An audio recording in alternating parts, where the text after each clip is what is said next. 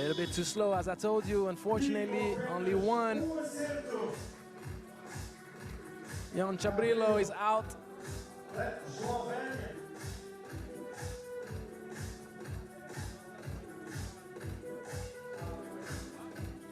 The Ukrainian shooter wasn't there. The shootout went pretty fast. And of course, we out here in Portugal, so we usually keep the best for last. Local favorite.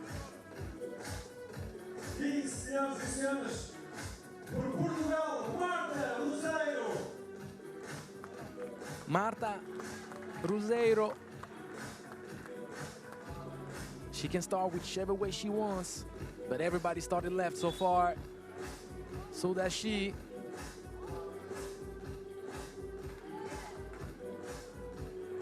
Shot's looking pretty nice, and she connects on that first bucket. Second bucket, she's getting hot. Let's see. Of course, all the locals want to see her to the next round. She's taking her time.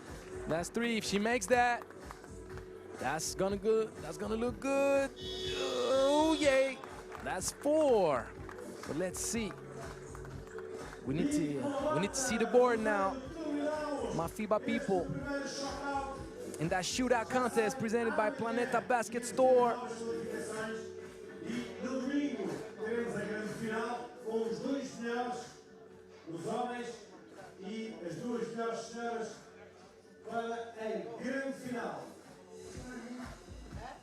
So let's see. On the board.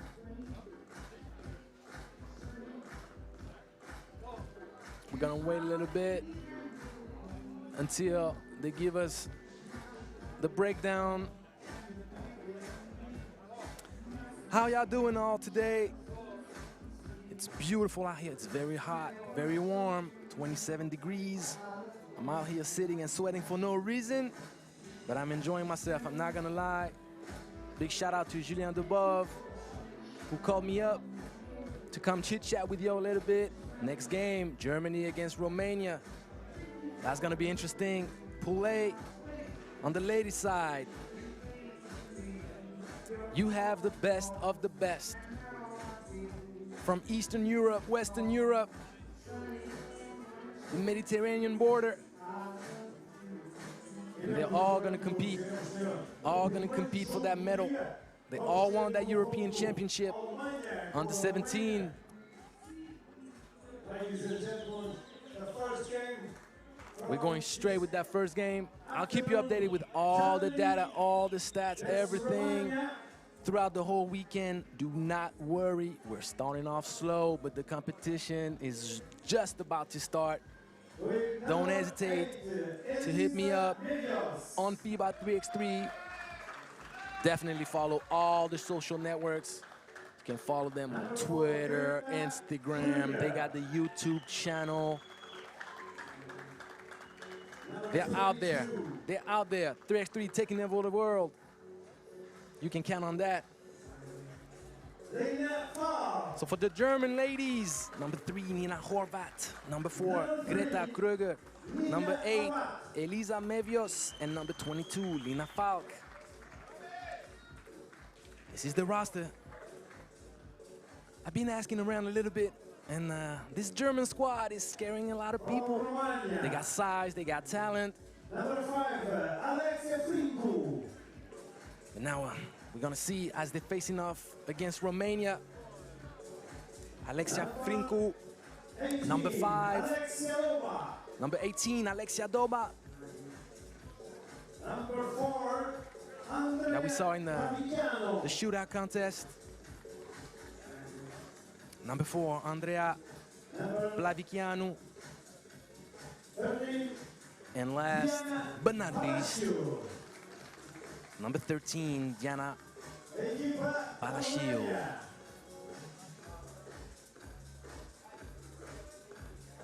We're gonna discover a lot of names, but you better get familiar, people, because those names, you're gonna hear them for a long time. As we say in French, la relève. When the old guard falls, the new guard step up. I'm part of the old guard. For those that have been following 3x3, used to play for the French national team.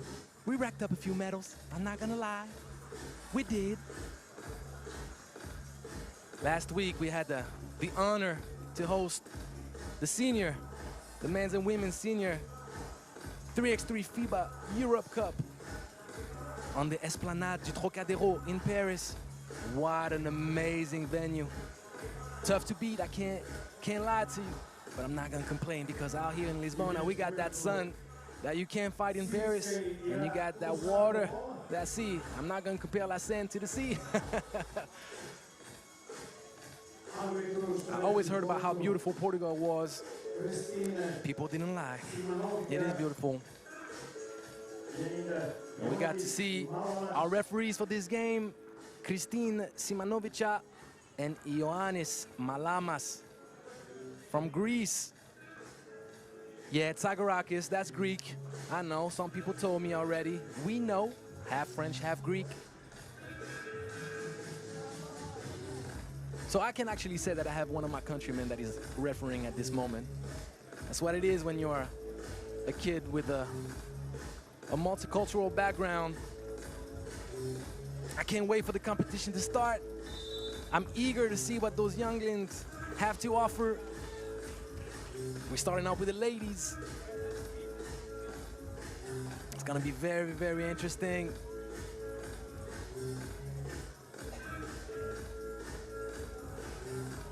Everybody watching us right now live, I hope you're all doing well. We've been in this period, difficult period for everybody, this COVID that has pushed back so many events, so many projects that kept us confined at home, unable to do those kind of events and come watch them live. Very happy that things starting to clear up right now. Enjoy the game, first game of the day. The U17 FIBA 3x3 Europe Cup. And Germany going out there. We see Romania right now, switching on everything, but we're playing the height advantage. And Falk missing out.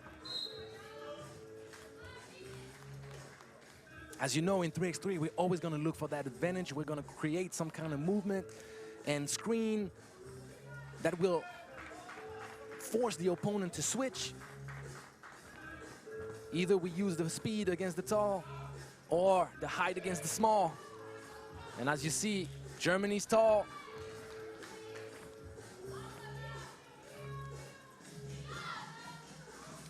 Kröger with the drive, a little bit short, getting no love, but the offensive rebound. Nice move with the spin. It's the first game, they got the jitters, they got to get him out. And Falk doesn't connect, and the ball goes back to Romania.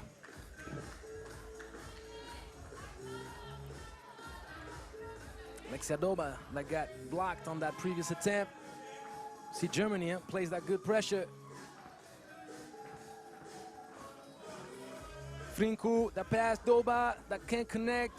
They use the spin, but the foul and one.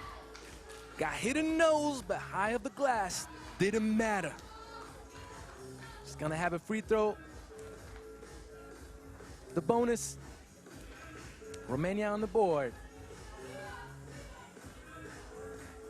It's never easy to be the first team to start up the competition.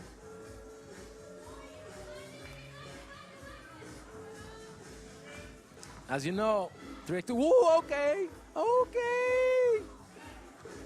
The fake. But you gotta finish your breakfast, lady.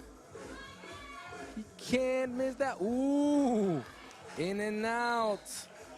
Flaviciano. That fake was lovely though. Had everybody turn their heads.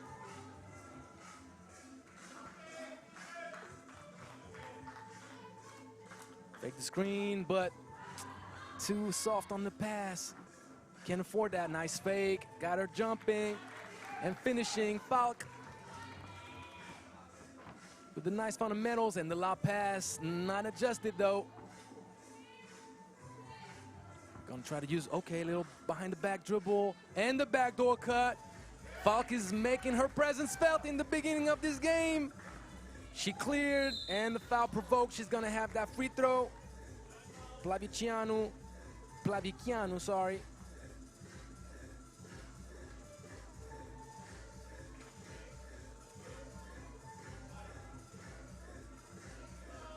Can't find an answer to the Falk problem, but they're tying the game up, 2-2. They're gonna start feeling better, looser. Kröger, nice flare screen, and Falk going on a tear, trying to put Germany up 2. The shot didn't fall. That's a nice drive, but that's a better defense though. She didn't get fooled this time around. And Doba getting blocked for the second time this game.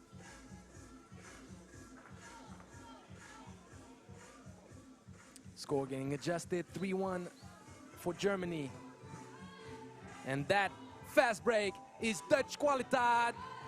German engineering right there.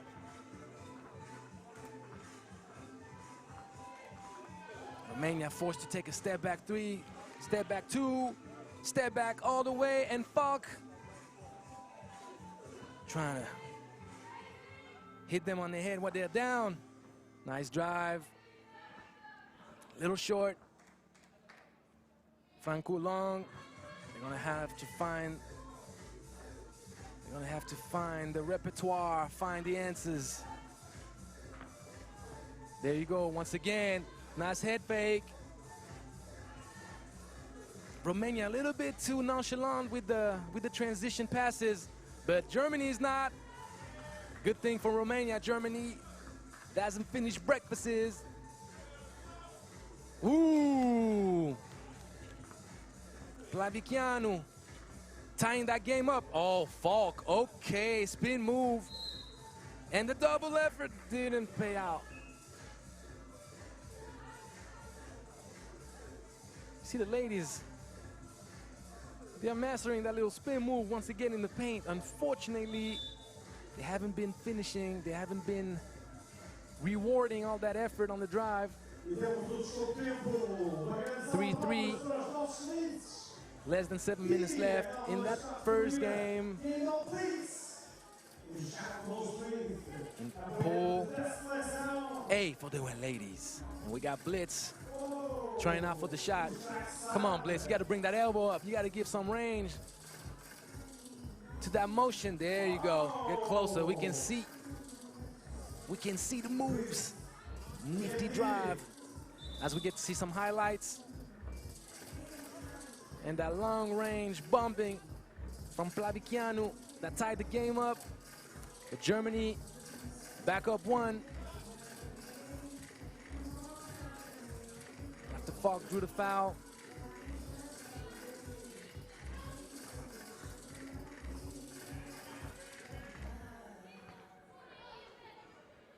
Falk has those long segments, that size, giving a lot of problems for this Romanian defense. And on the other end, she's cutting out passing lanes. She's contesting the low post, fronting. The defensive pressure paid off right now. Germany getting the ball back. And a little bit too ambitious on that steal.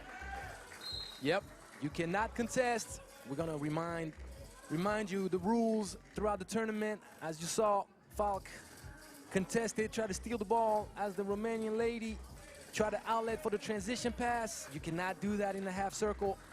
You gotta allow people to find the way to pass.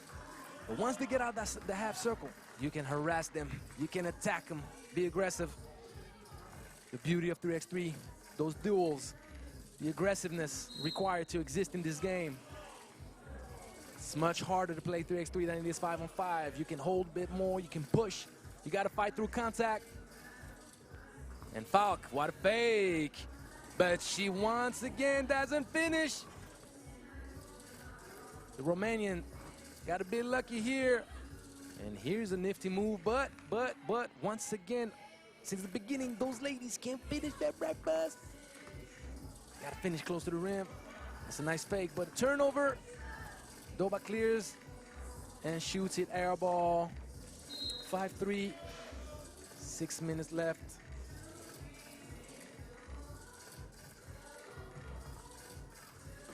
Shout out to the DJ that provides us with the sound that gets us going, gets us moving. Okay, we see as the offense unfolds, but fortunately, the pass is a little bit imprecise, and good defense from Romania that has an opportunity right here to come back closer. Clavicianu, Doba, that German defense keeps them away from the basket. There are no driving lanes whatsoever. They can't find any kind of low post positioning. It's kind of difficult. German size right here being felt out there. Look at the defense, lockdown. Doba that has to force it. And with the frustration, she's trying to make up for the failed attempt and fouls. 3 fouls apiece. Reminder, you don't get from home. Miniature. Filet mignon, like the 3x3 the boys would say. Ooh, that jab step with the left. Oh, mama, that's gonna be in the highlights for this tournament right away. Not gonna lie. Balashiu couldn't do anything with that. But Falk, once again, triggers. And she hustles for the rebound. Nice assist. These are the hustle plays that will make the difference in 3x3. You can't underestimate them. You can't stop the play. Nice give and go. Unfortunately, not rewarded. I was telling you guys, those hustle plays, they make the difference once again. Oh my, the N1. No N1, but she is deadly with that left jab. Balashiuki. Whew. She's having trouble staying in front. Mevios giving her that work so far. And she's a righty, so she can go both ways. Look at this, Larry Bird style. Give her a little volleyball tap. This is beautiful. Germany breaking away. 5-point lead, 8-3.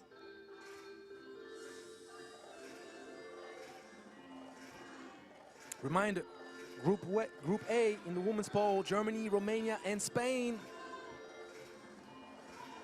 Tough. Man, no love on those finishes close to the basket. The moves out there. Look at those legs. Falk in 3 steps. Giannis Antetokounmpo style. She's going past the defender, finishes to the rim. She's doing it all. Creating for others, creating for herself. Horvat, the little play, look at this. Textbook, flare screen, flash to the basket, extra pass. Bye-bye. 10-3. Romania in trouble. Romania in major trouble. That's the thing about 3x3, people. Germany has been running that play from the beginning of the game. They're just running the system. At the beginning, they didn't find answers, but now, as fatigue kicks in and Romania lacks communication, do they switch, do they stay? That's where now it pays off. And Deutschland, Germany, making the right reads, being unselfish, and punishing that defense. Impressive run right now in those last 3 minutes from Germany. We appreciate that.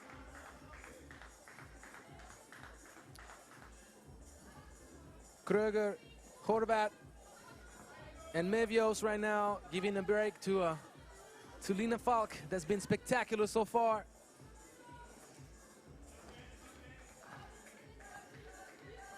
Frinku tried to use the backboard at the top. That's not a bad idea when it's windy out there.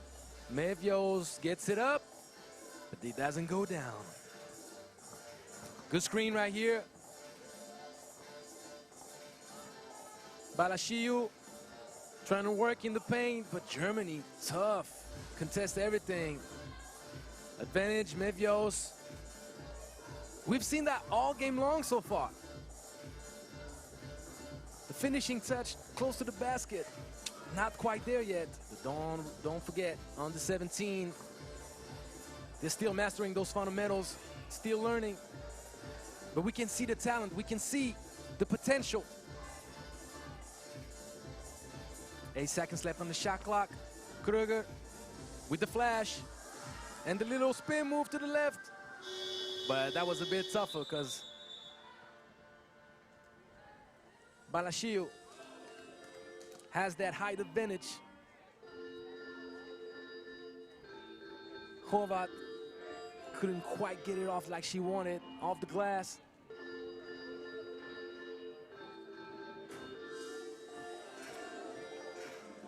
So the referee, Christine Simanovica, checking some things up with the scores table.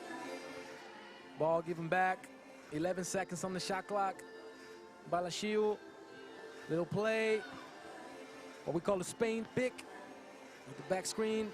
Doba to step back, tough contest. Falk with the long segments, and this right away try to play the transition, but it's physical. Balashiu didn't let her catch the ball easy, gave her that little push in the back, just enough to get her off balance. Romania in trouble, but you have to understand 3x3, it can go very, very fast. And just like that, Doba scores close to the basket. Had a good position, maintained position, and look at this. I told you, it can go fast. A good possession on defense. Let's say that Romania hits a 2 right now. It's a 4-point game.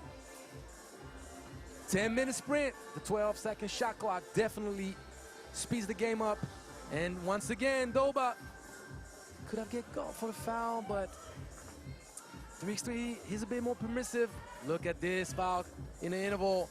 Very well played, ladies, but Horvat, once again, breakfast time being wasted. Finish close to the basket. Mevios, Nifty, all those layups. I'm gonna talk to the German coach. Samir, we have to talk. We have to talk, brother. Because you're not rewarding all your efforts out there on the court, ladies, with all those missed layups. Driving kick, doesn't find the bottom of the net. Romania, with the time running out, that needs stops more than ever. Mevios, oh, Mevios, that has to hurt right at the buzzer of the possession. Ooh, that might kill any kind of hope for Romania to come back in this game. 9-point lead. Big, big shot. Germany locks in, up, giving nothing easy. Transition time. Good position right here. They got to show that in schools, in academies. Greta Kruger kept the defender in her back, kept her arms out wide, stayed strong, fought through contact, and drew the foul. Nice little play to get Falk open, wide open. She had time to tie back her shoelaces, wave to her friends in the stands with that play. Look at the defense. Falk probably twisted her fingers on the ball with this play, or got hit maybe in the bottom of the stomach. Under a minute to play. We know who's running away with the victory. Contested, they let the ball go out. Now it's all about trying to score more points. One other subtlety about the 3x3 game is that in case of a tie, whoever scored the most points in the pool play will score. Oh my, Mevios! Why do you keep doing that to Balashiu? It's unfair. She gave her the shimmy, shimmy, yay, shimmy, yo. Went the other way. She is shifty with the jabs and head fakes at the top of the key. We're gonna see if she keeps it going all tournament long, but Balashiu had a nightmare guarding her at the top. 14-6, 30 seconds left, and look at this once again, Kröger. Very smart, very smart. These are the plays that break down the opponent's defense, drawing fouls. 6 foul for Romania, just like that. 2 fouls drawn by Kröger. Very nice. And Falk, look at this. Very nice. And of course, the basket counts, as she had started already, that layup motion. I mentioned that Germany was feared. They have the height, they have the talent.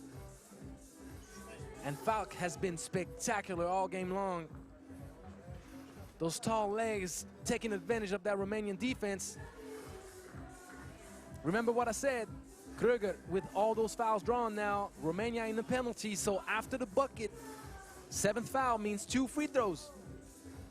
And that enables now Germany to go up 17, and they're gonna keep the pressure going.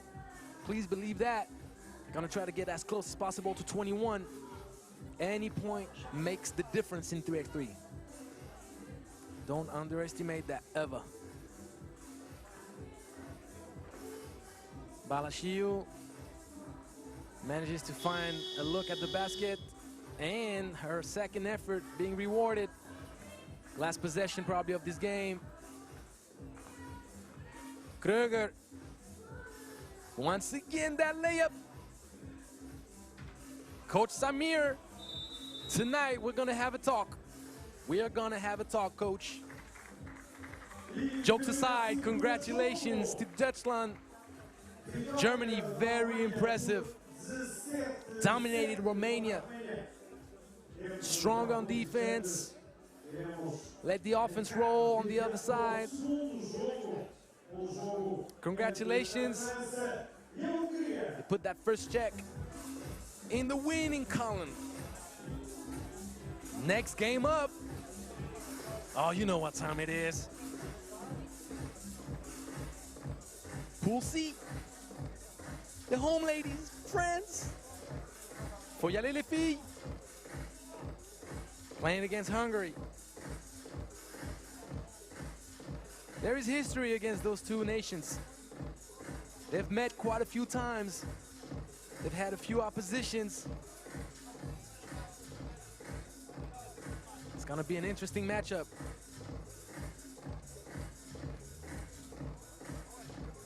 France and Hungary in the youth section, they've met 8 times. It's quite a lot, 8 times. And France leads the series 5 wins to 3. France beat Hungary in the 2015 Under-18 World Championships in the semifinal. They won in the Under-18 European Championships in the final. They beat him in the qualifier of the Europe Cup in the Under-18 in 2017 semifinal. There's been history, but Hungary fought back. They beat France in the 2015 Under-18 European Championship semifinals. Beat France in the Under-18 Europe Cup. 2017 quarterfinals. We see number 0, Carla Leite. Number 2, Elena Zemura. Number 12, Rose Laure. And number 5, Stella Mabwanga. I know I have to stay impartial. I know. But go, ladies. You can do it. It's going to be a tough matchup, though. Don't sleep on Hungary. Those two teams are pretty evenly matched. Those two nations, when they face off, it's always a tough battle. 5-3. Like I mentioned, number 9, Lydia Perigny. Number 12, Mia David. Number 13, Reka Nagy, and number 27, Panajamar.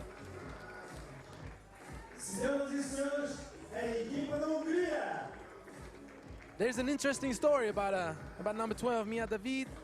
Talked with the Hungarian coach. Gave me a little secret. Man, it's not a secret, but she gave me a fun fact, though. Mia is the daughter of the only NBA Hungarian player in history. That gives you quite the resume. Let's see what the jeans talk about. No pressure, Mia, no pressure. But I want to see greatness. As the ladies warm up, we're about to get started with the second game of the day.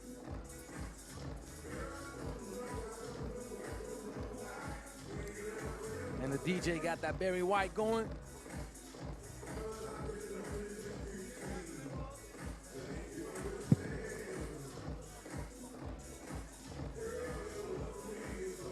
Don't hesitate to add me on Twitter at @ACTsagarakis. You can use the hashtag. Actually, can you use the hashtag? Yes, you can. You can use the hashtag FIBA 3x3. Talk to me, ask your questions. Share where you're from. Tell us who you want to see win a medal at this Euro Cup. Talk to me, talk to me.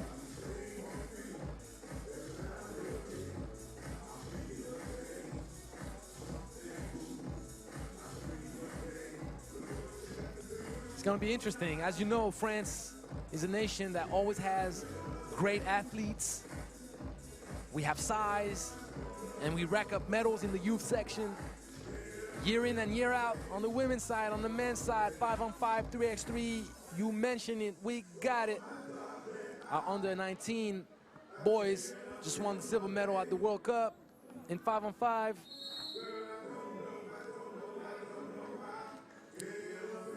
The only disadvantage that most federations have, and France is definitely no exception, we usually have little time to prepare. The girls, the teams, the staff, the delegations, they gather up a week, 2 weeks max before a competition, trying to build back habits and automatic responses to whatever the defense can give you, but that's very difficult. We know that 3x3 requires knowledge of your teammate, understanding of your teammate, and just a few weeks before a competition doesn't make it easy to build that. It's gonna be interesting. Two evenly matched teams that want to secure as fast as possible their first win to secure a spot in the quarterfinals to enjoy the medal round. Have a good game, ladies. Hungary with the ball, Naji. Good defense. You can see the size. That's a great defensive possession, but the foul at the last second. Bailing out Hungary. That's tough. Perigny had no solution, but Mawanga, that was a little bit too aggressive, but we can't get mad at that on either side.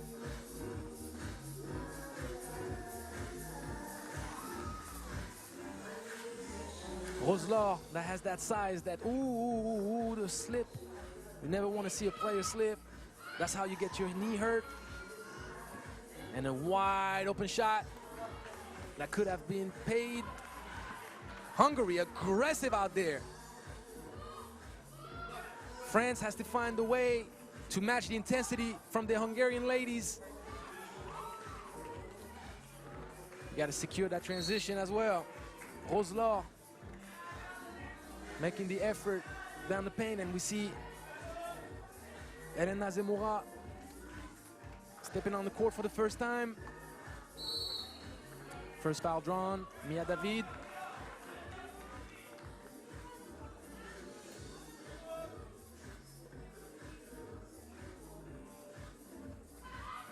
That's a nice play right here, but you got to finish that. Well, good job, that second effort right here. That was very well played. You can see the setup. You find it on the World Tour a lot.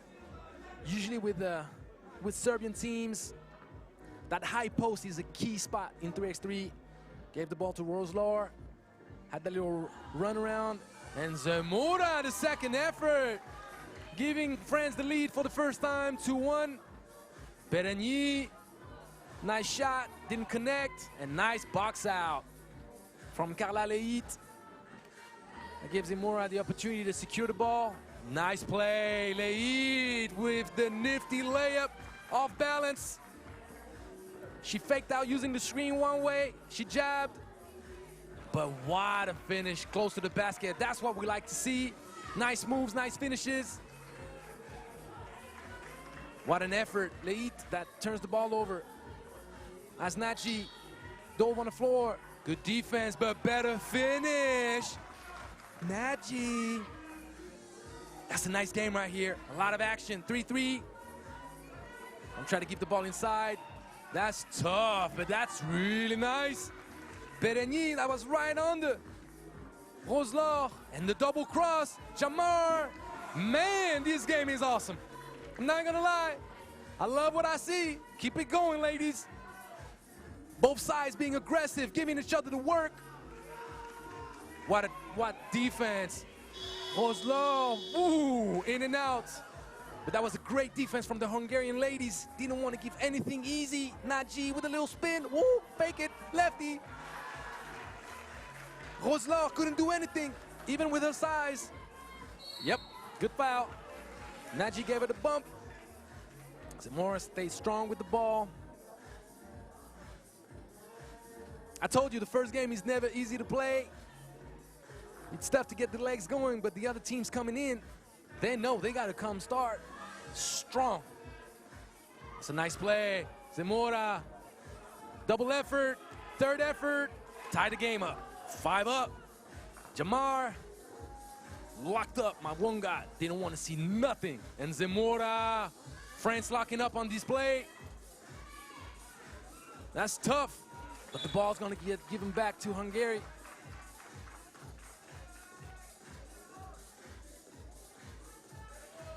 I'm blessed, I'm privileged being able to commentate on those games, see young talent, especially when the game is that good. Good defense. Mavwanga not backing down. Little handoff, Leit goes opposite of the screen. Yeah, there was a lot of contact for sure, but that's part of the 3x3 deal. TV timeout. You got to get reacquainted because those ladies, they haven't played 3x3 in a while. They haven't played 3x3 in a while. It's different. It's not the same physicality. It's not the same impact that you have to endure when you try to go to the basket, when you're trying to post up.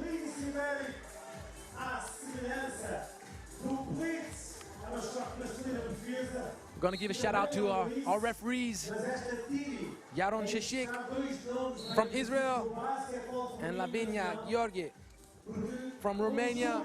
We have some nice refs today. The ladies and the boys being taken care of by good referees. And Sir Bertrand making sure that they get the right settings, the right mindset out there. Jamar wanted to switch. Ooh, they hesitated on the switch, gave Jamar the look at the rim. Now one guy is going to give the ball inside. We're going to play off Roselor. Okay. I'm going to talk to coach. Rose got to finish that close to the basket. We've seen it in the first game with Germany and Romania. All those layups being wasted.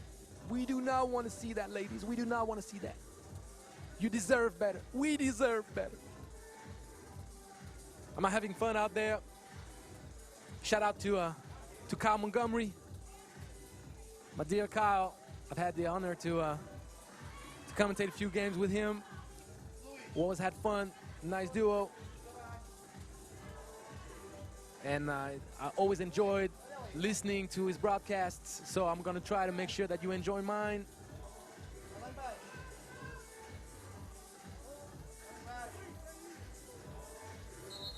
"5-5. Didn't I tell you it's an evenly matched game? Yes, I did. I surely did. Naji, not in Roselor's house. Remember that. That's tough. She's long. She doesn't leave her feet. Got to get her off her feet. Naji had no choice but to shoot it. 2 seconds left on the shot clock. Little handoff. Mavwanga uses her speed. Off balance. Ooh, mama. Got to finish that. Once again, those layups.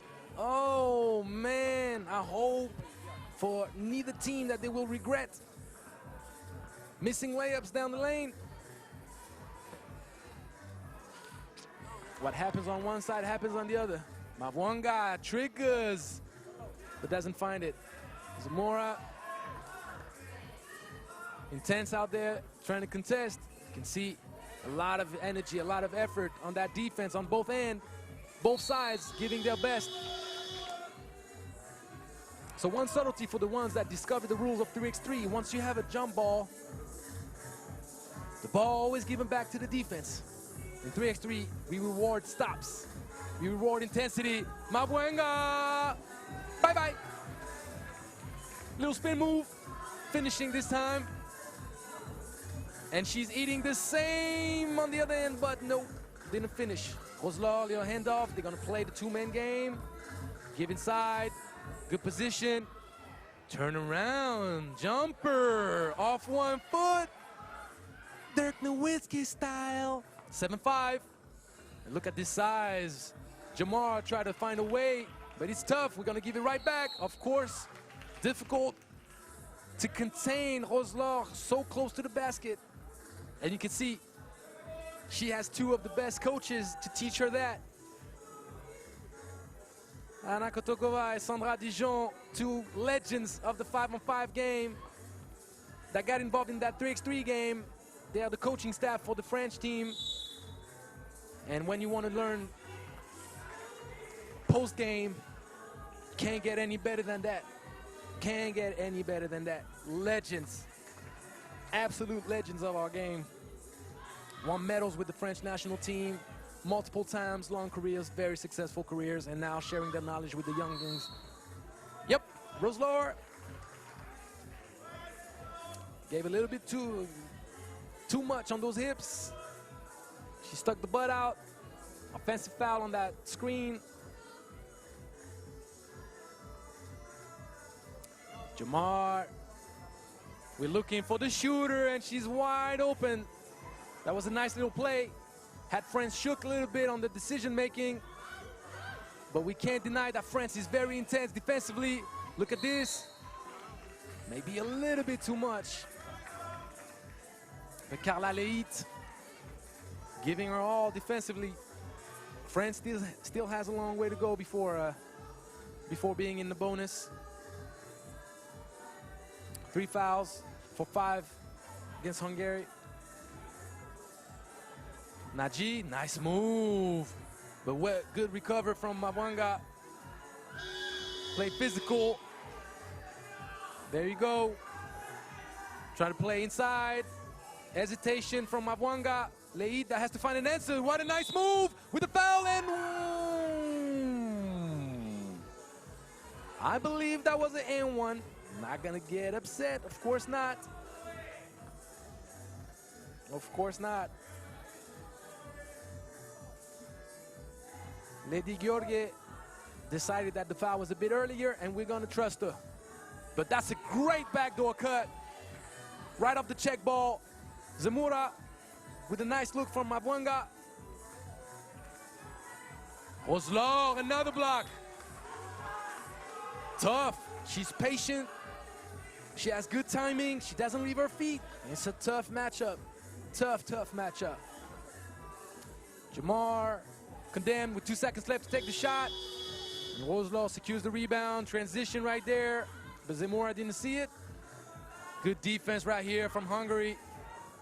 Leit giving her all. Nice driving kick. Zamora, she's got to get it up. And right in time. That's the bucket. 9-5. There's a little break right here. But as you know, it doesn't mean nothing. Nothing. It can't go so fast. Zamora on her own. Triggers. That's not a bad shot. In 3x3, you have to use those opportunities whenever they're open. The tough part is to find the legs to trigger after giving your best on defense. And once again, Zamora with the back door. Roslar, patient.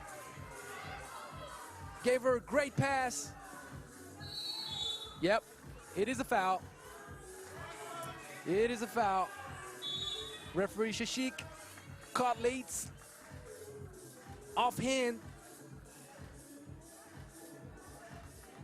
She was grabbing with the right hand. 10-5.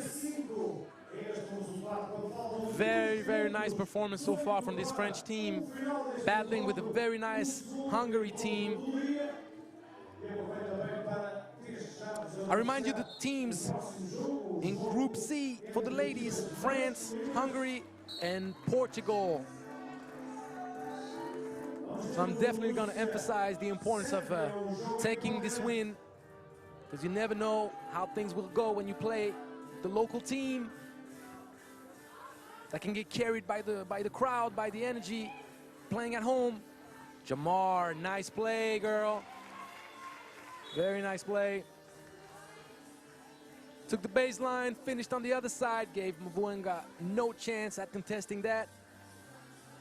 4-point game, nothing is done. Mavunga at the top, in and out, cross, off balance. Once again, that finishing touch, and the ball, of course, is gonna get given to Hungary. As I mentioned earlier, on jump balls, you reward the defense.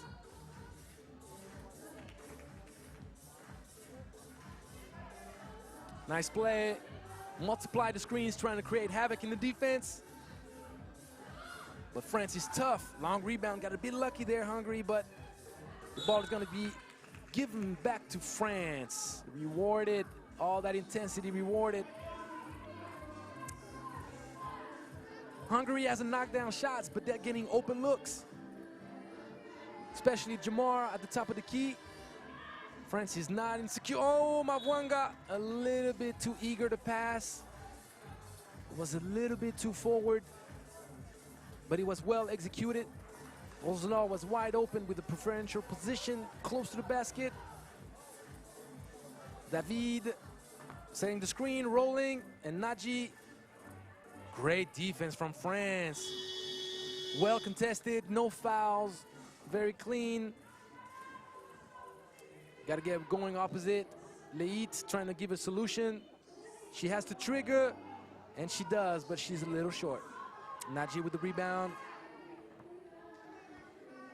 France got to stay strong all the way till the end, because Hungary is dangerous, and Mia David triggers over Ozlar. Difficult. Jamar, she's gonna knock one down soon. Can't give her too many open looks. Leit, very nice. Very nice. Composed. Went to the left, spun back to her right. Preferential position, Mia David doesn't finish, but that was a good move. We see, we're always trying to look for the advantage, the mismatch, and France found it. And Zamora, well contested by Mia David. Mia.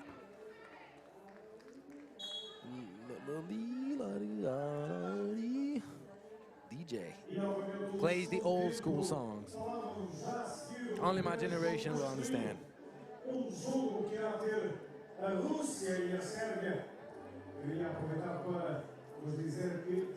For those joining us, bem-vindo a Portugal.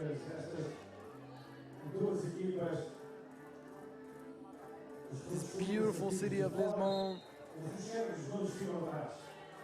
It's a bit windy. It's a bit windy anytime you play near the water.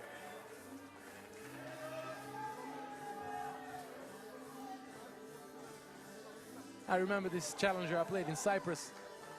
Whew. Ended up scoring 8 points, 9 points, so many games, under 10 points. Right by the sea though, beautiful scenery, but the wind, a killer.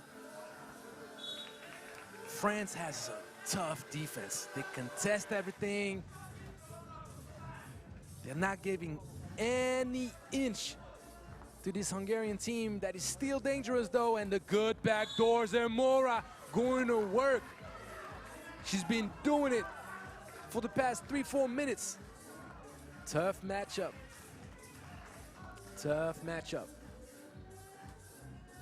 Zamora giving France a nice cushion now. Up 6, and it's the 7th foul. So 2 free throws.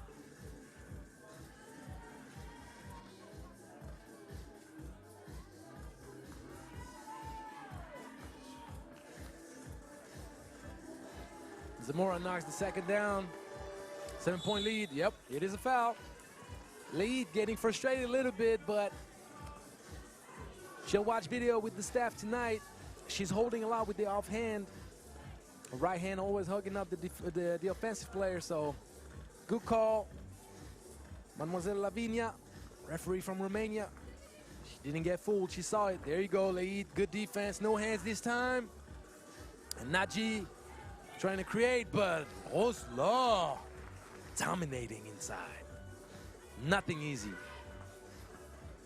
And Zamora couldn't find enough energy to finish up.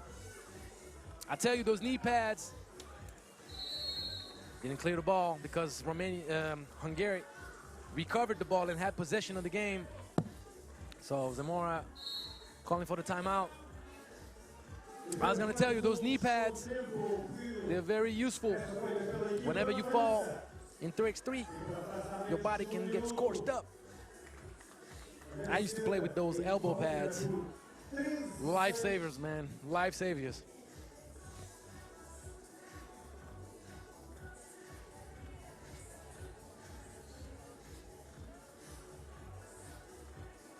Less than a minute to play. Not gonna say that the win is secured for France. We've seen some crazy things happen with this 3x3 game, but they're well positioned, very well positioned. We can say if they score on this position,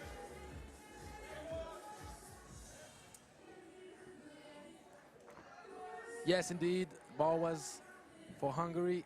They're gonna try to probably get a quick look from 3. When I say from 3, I mean from 2.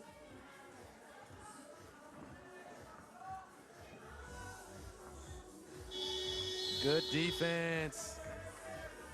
Yeah, sometimes I have automatic responses. I usually commentate the French league's professional games in 5-on-5. So now alternating with 3x3. Just give me a few minutes, a few hours. I'll be there. I'll be there. It's been a while. Good pass. The good flash opposite. Ooh, hoo, hoo, hoo. Kalalit doesn't reward the effort, but the flash was well played. These are a lot of actions that you need to develop in the 3x3 game. Trying to flash to the ball like Jamar thought her teammate was going to do.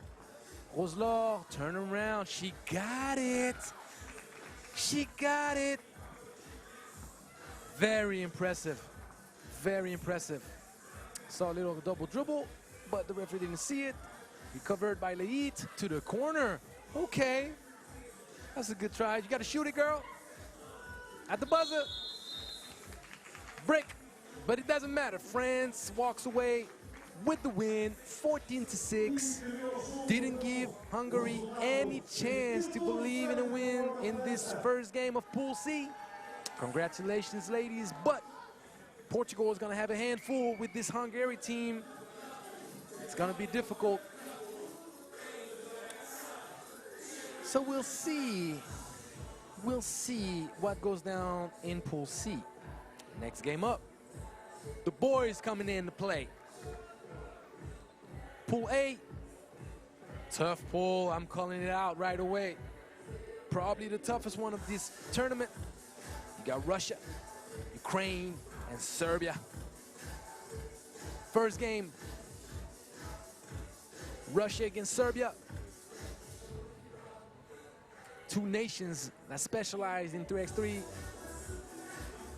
We know that ROC walked away from the Olympics with the silver medal in both the women and the men.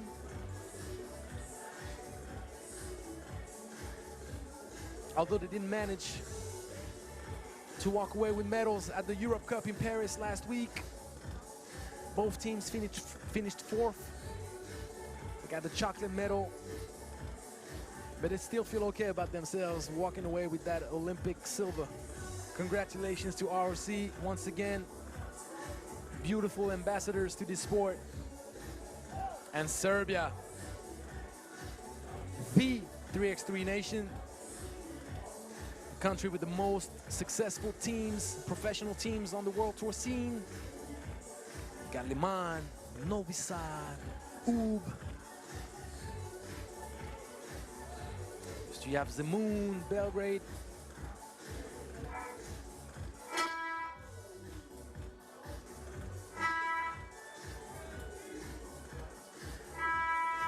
What you know about the 3x3 tournaments, they are ran like clockwork. We do not start early, and we always make up for lost time. First game in the men's group, Pool A, Russia against Serbia. With number 13 from Russia, Damir Shiklikov. Number 34, Georgi Pligin. Nice hairdo, my man. Playing with style. Number 7, Nikita Ivanov. And last but not least, the one that's gonna give me the most challenge to say his name, but I answer the call. I take on the challenge. Nikolai Hokokov. I knew I was gonna mess it up. Hokolov. I said it right. Don't worry, Hokolov. I knew I was gonna mess that up too. My woman's gonna be mad at me. Oh man. Yeah, I got a Russian woman, what can I say? From Serbia. Number 9, Aleksandar Mitrovic. Number 8, Milan Chuput. Number 4, Nikola Bursac. And number 3, Predrag Panicic. It's gonna be a nice game. We know the Serbians, they have those fundamentals. They're crafty with the ball, and they also have that mentality. Mentality very close to what we find in Greece. All those countries, basketball is in their blood. They compete, they're proud, they have fundamentals, and they never admit that they lost until they heard that buzzer.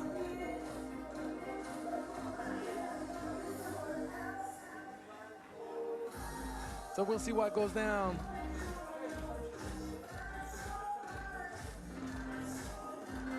Last minutes of warm-up. Calling up the captains. We're gonna flip the coin. Let's see who's gonna have the ball to start.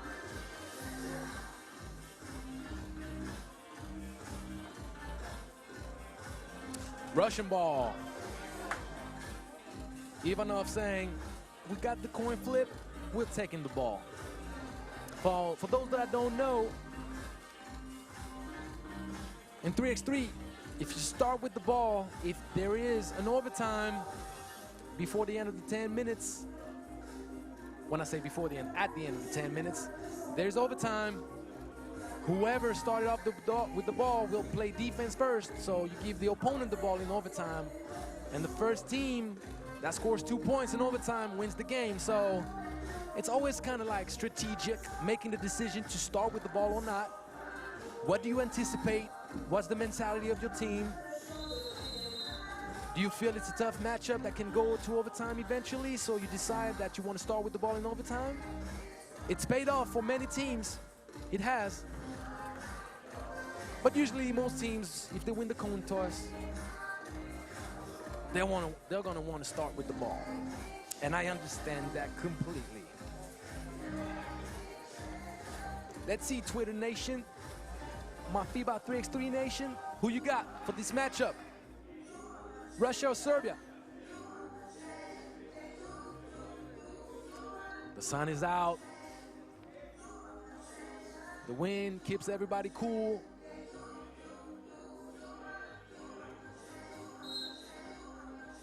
Kokolov with the ball at the elbow. Serbia plays intense. Ooh, no foul call. It's physical, baby, 3x3.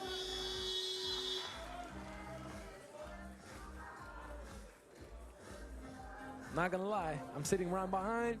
Referee's 1 meter away. He sees it better than me. I'm not gonna lie.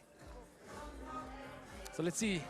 Once again, that high post position, both teams starting up with the same mindset of trying to create an advantage, create something off that position. And Panisic. Ivanov hesitated. And if you hesitate, it's for a good reason, because you got the big man in the paint. Borsac. He hesitated the first time, didn't hesitate the second time. But please don't break the backboard, son. Borsac gave him the Penny Hardaway. Faked one side to go back and spin the other way, but didn't finish. They're gonna press where it hurts. Give it to the big man down low with the nice fundamentals. But that's a great fast break and the foul. Panisic.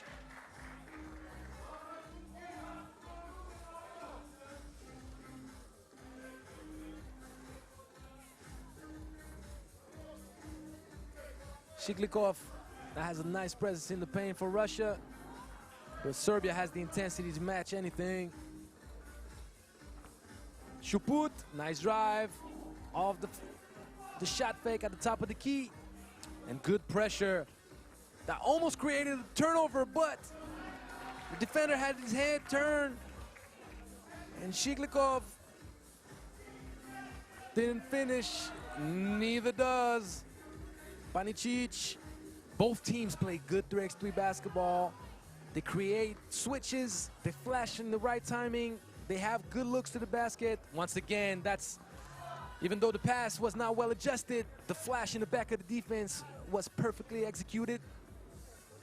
When you play those countries that understand the game, look at this, two-man game. Shiklikov finishing with the left. Slipped right in the crack of the D of that pick and roll. And Mitrovic, nifty, slipped right through the two defenders. Ivanov, it's not the best shot, but we can believe if this man takes those shots, he knows his role on his team. He's a shooter. He's a shooter, and he was in the shootout contest for a reason. Mitrovic contested, tough finish off the glass. We always try to tell the big guys, or even the guards when they get into the paint, to put that ball over the white square. Give it a nice little touch for the ball to just fall into the hoop. Serbian school of basketball right here off the high post, playing right over and having preferential position for the offensive rebound. And Serbia right now imposing their way so far. Beginning of this game, Panisic for the free throw.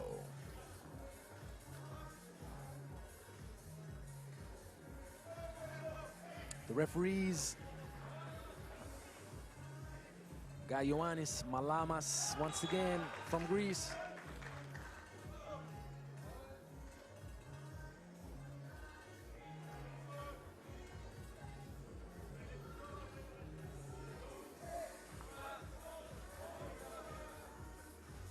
Check ball. Mitrovic left wide open. And even though the shot looks a bit awkward, it falls. Not the first, neither the last Serbian with an awkward shooting form that's gonna go out there and kill you behind that line. Bada bing, bada boom, bada bang. 8-3, Serbia running away right now. Not even 3 minutes left played in this game. And Russia needs to find an answer. But breaking it away is not one of them.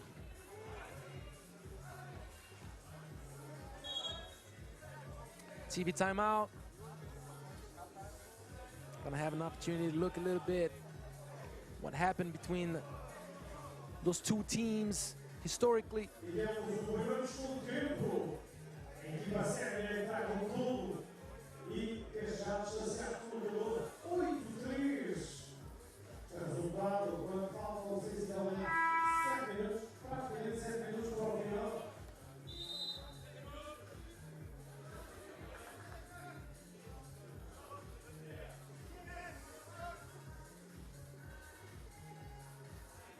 Be interesting to see if those teams have matched up in the past.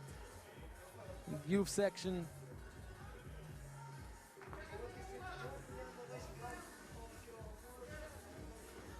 Gave a screen. Well played over the top pass. And look at this, Panicic.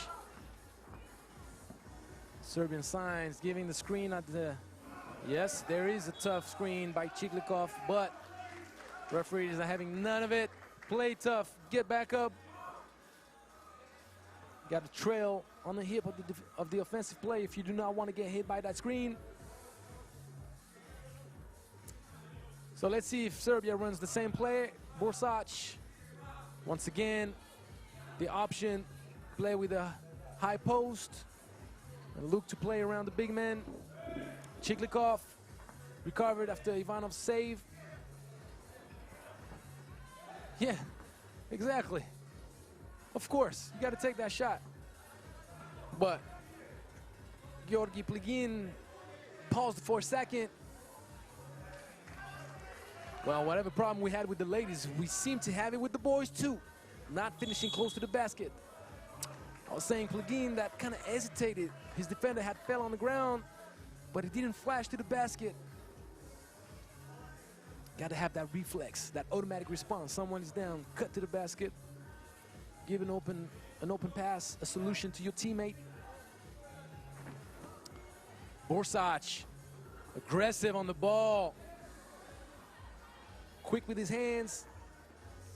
Once again, Borsac not giving anything.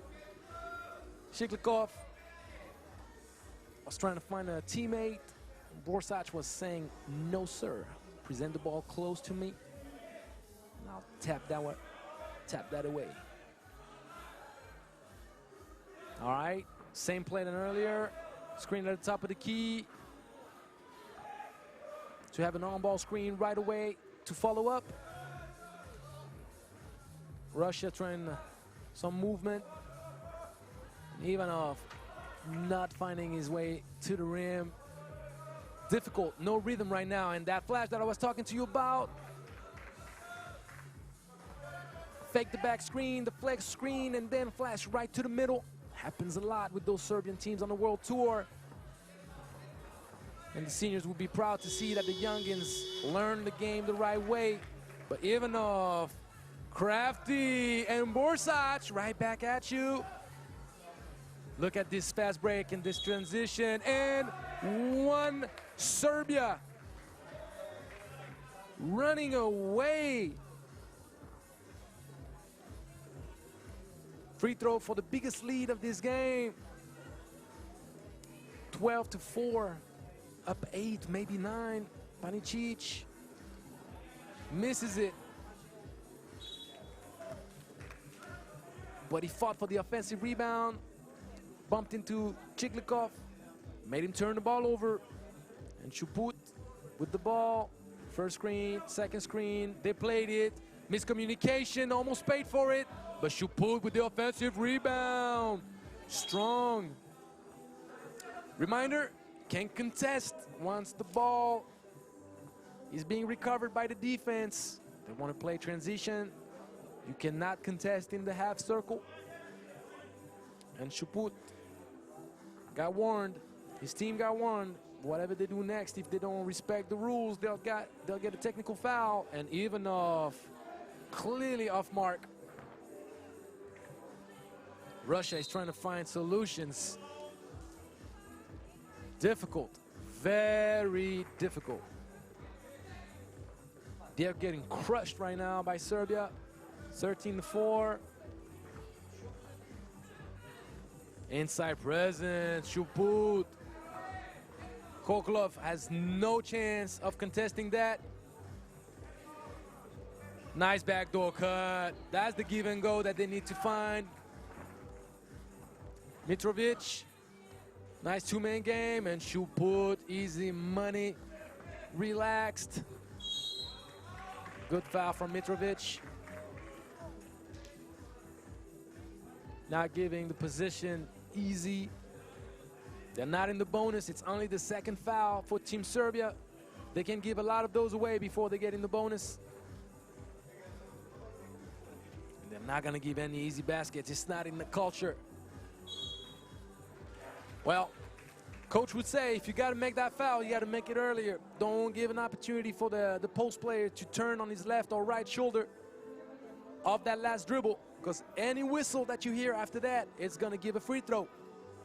If you'll beat on the plate, foul when the ball is down. Don't foul when he's going up for that layup. And Chiklikov gives Russia that point, but they're back up to 10. Serbia rolling.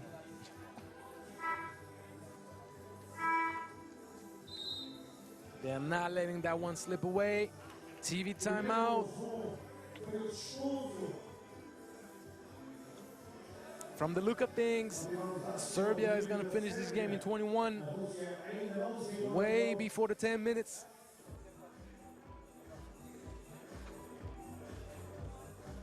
And the great thing about the Serbian team is they're not forcing anything. They're not trying to play outside of their roles. Everybody understands their strengths. Shuput is strong, close to the basket. He's going to flash. He's going to try to get preferential position on the mismatch. He's going to drive. We haven't seen him take 1 2-point shot attempt. Mitrovic does a little bit of everything. He creates. He can shoot a little bit, but he's tall.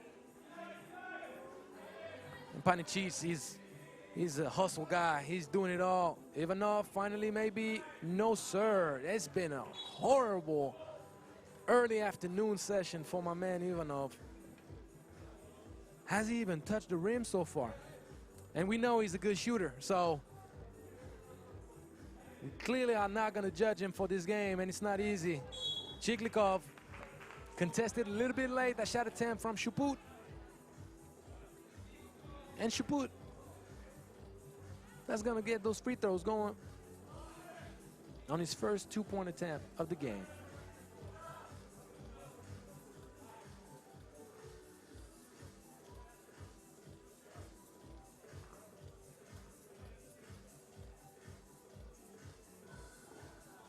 And it's in.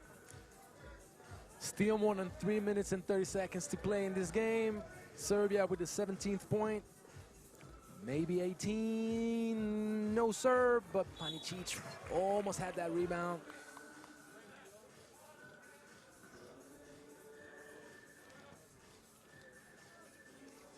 The only hope for Russia at this point is for Serbia to relax with that comfortable lead.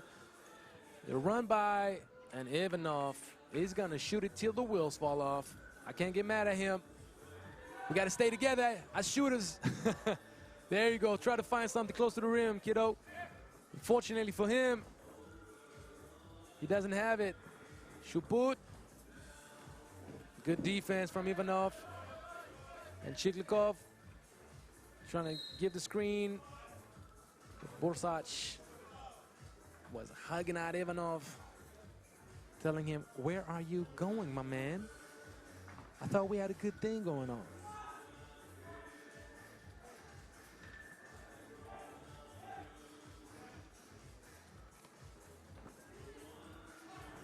Well contested. Serbia, nothing easy for the Russians today. And Borsac off the handoff. Not gonna get it. Begin, nice two-man game. Ivanov for the finish. That was a good foul, but you see the intelligence. The Serbians understand that 3x3 game. Borsac right off the transition. Outletted the ball to Borsac real quick. Kept young Plugin in his back. Sealed out the man. Borsac right back at him. And that's a nice play right here, even though Panicic doesn't find a good look. Yes, it is a travel. Koglov, who underwent. Borsac, he's a dog. Borsac, he's contesting everything. Very active hands. And then active on offense. See the cut, handoff, two-man game. Mitrovic. And there was a foul, of course. We heard it from here, the slap on the wrist. I thought he was gonna kick it back behind his head to Borsac that was wide open on top of the key. But it's still a nice drive. He drew the foul, and it's the 7th foul on Russia, which will give Mitrovic 2 free throws, and he will knock them down. At least he did for the first one. And the second, 19-7. We can see all the energy leaving the Russian players' bodies. They have no faith in the comeback. And it is an offensive foul. Shuput gave Kholov all of his aggressiveness. The Serbians are gonna either look for a quick 2 or 2 layups. They have no reason to rush it. Mitrovic, yes, it is an offensive foul, well contested. Kholov put his body on Mitrovic, who used his elbow too much, couldn't create any kind of space. Well worked, Ivanov. This time with the bank, but no bank. No love, no sugar, no nothing. And Serbia almost had it. In and out for the kill. 2-man game, we're gonna try to find some kind of advantage, and Ivanov finally manages to get away from Serbia's tough defense. Nice shot, Panicic. Went right to the baseline. Step back between his legs, and with the turnover right now, the opportunity with the layup. Goodbye. Serbia finishing it off, 21-8. Whew. That was ugly for Russia. Serbia dominated. Sent a message to everybody else in this U17 Europe Cup out here in Lisbon. The Russians got dominated, but it's still a team that can qualify for the quarterfinals. There's another game left. We know top 2 teams in each group qualify for the quarterfinals. The last day. Gotta have a short memory in 3x3. Can't count on anybody doing things for you. Gotta go after it. Take matter in your own hands. Your destiny is in your own hands. We're gonna have a little break. We're gonna drink a little bit of water in this hot weather. Stay hydrated, people. Stay hydrated wherever you are. Drink water. My man Trevon Edwards would always say that. Did you drink water today? So I'm gonna ask you the same question. Did you drink water today, people? I'm about to do that. I will see you back in a few minutes. Ciao, ciao. Entretanto, já para animar, temos blitz e atire. E assim parece que vamos pôr pessoas a saltar a cobra. Será? Não.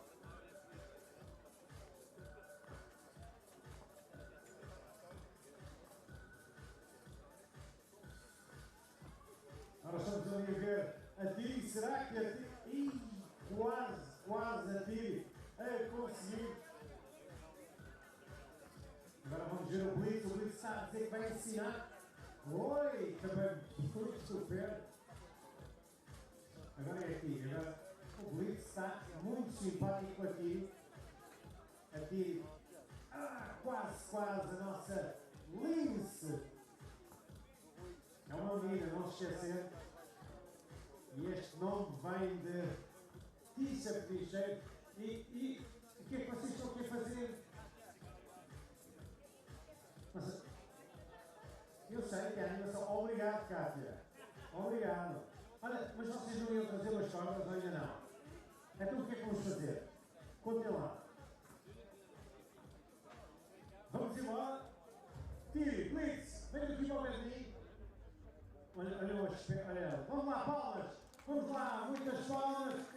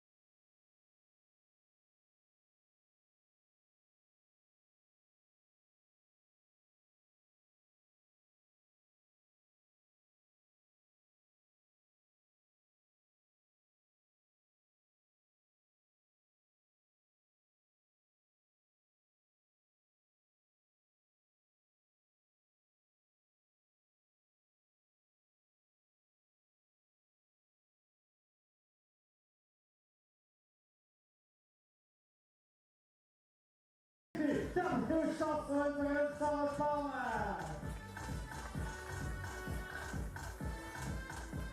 Eu. Vai só um bocadinho, vá. 1, 2, 3.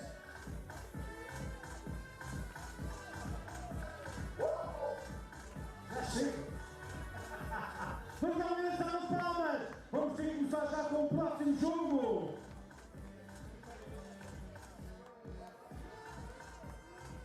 Vamos voltar às equipas femininas.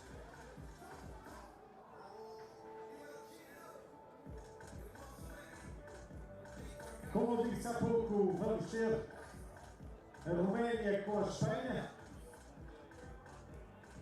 em feminino.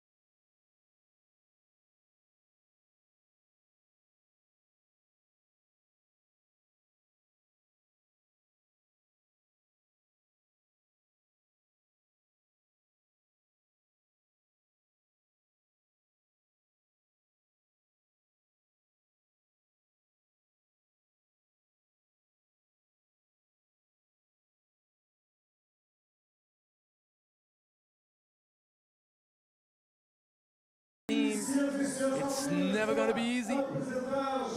Never gonna be easy. We're gonna get going.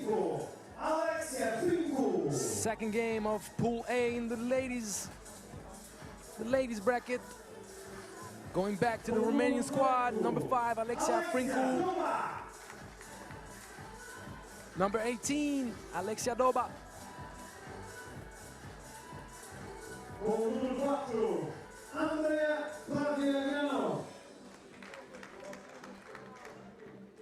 Number 4, Andrea Plavicianu.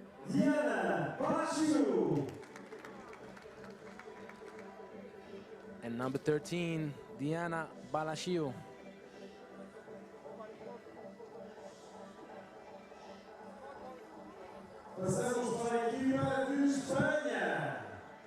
For Spain, number 14, Carla Brito.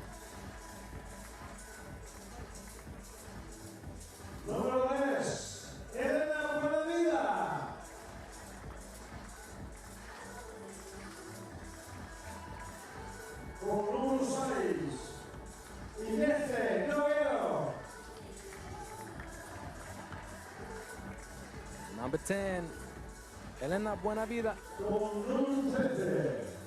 Number 6, Inés Noguero.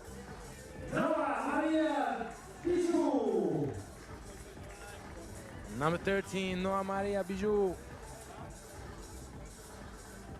Noa Maria Bijou has an impressive frame, very tall, Got a lot of talent out there with the U17. You got skills, you got physical potential, athletic potential.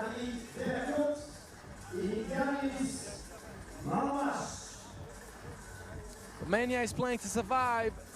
Spain is playing to qualify. A win from Spain leads them straight to the quarterfinals. A win from Romania buys them a little bit more time and a chance to finish in that top 2 spot.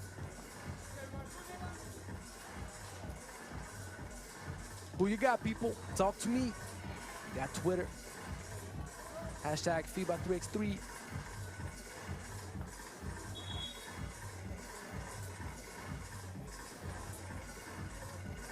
Action on the way. And on the side note, the referees. Ioannis Malamas once again, and young French referee, Marie Delacote. The Frenchmen everywhere. Beloved Frenchmen and women, of course.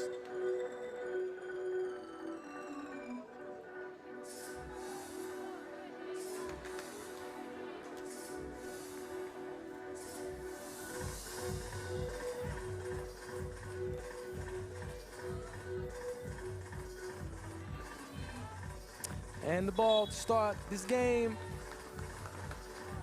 Plavicianu, Romania will give their all. Doba.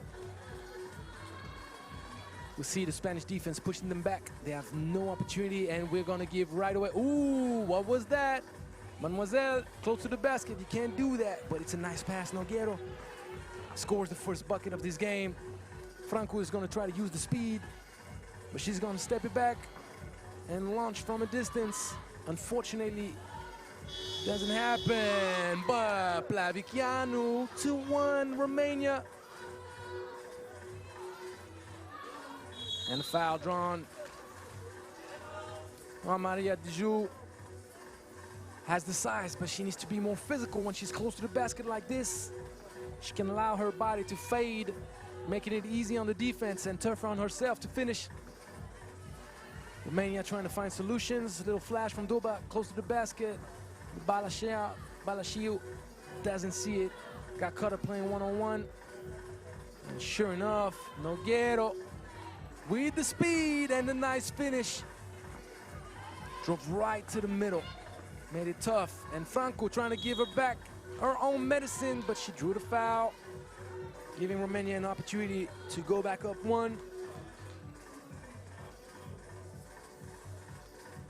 It's gonna be an interesting matchup. 2 teams playing with different goals right at this very second. A different pressure as well. A little bit long. Franco, Plavicianu.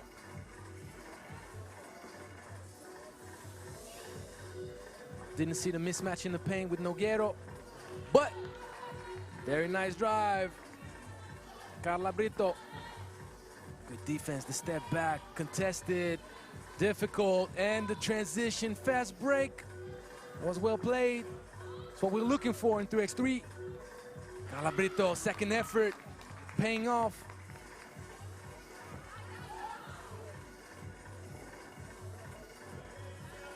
Buena Vida, who had the open shot right before, played perfect. The transition going to the corner, and Brito faked the pass to the left corner, finishing with the left hand.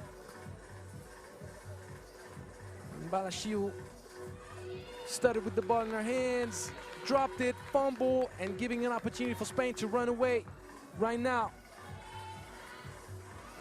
It's gonna be a tough matchup. We know Spain always has competitive teams, no matter the category, no matter the age group.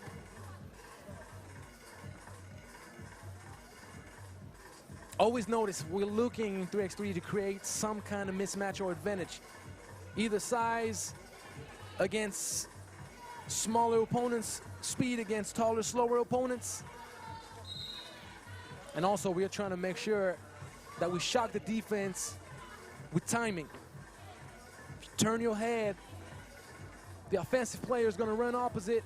Buenavida had the open shot earlier, doing exactly just that. And Buenavida heard me, had to chuck it up. Only 2 seconds left on the shot clock. Spain having a comfortable lead at this point, 6-2. We're under 8 minutes. And Romania, nice drive, drawing the foul.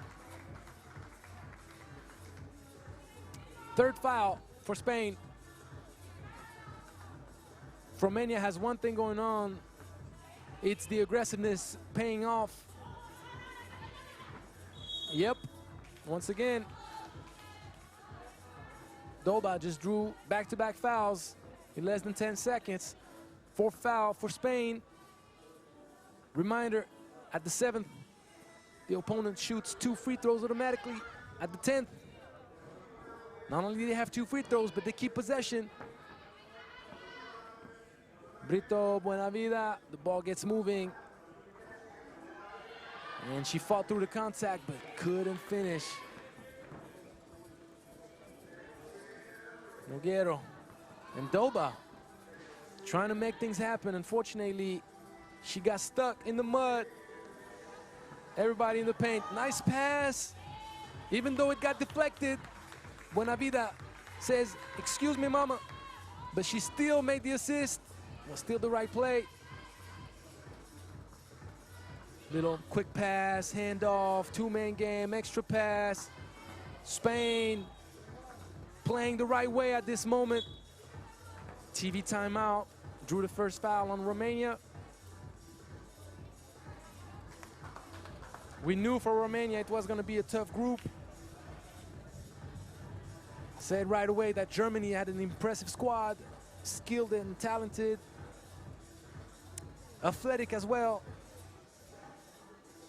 especially with Lina Falk that was doing it all in the first game. Romania has some skill as well, and we see during the timeout they're trying to help each other out, trying to give each other pointers on how to do things a bit better. But it's always complicated. We can see the size deficit Doba is having to match up with Miss. Ooh.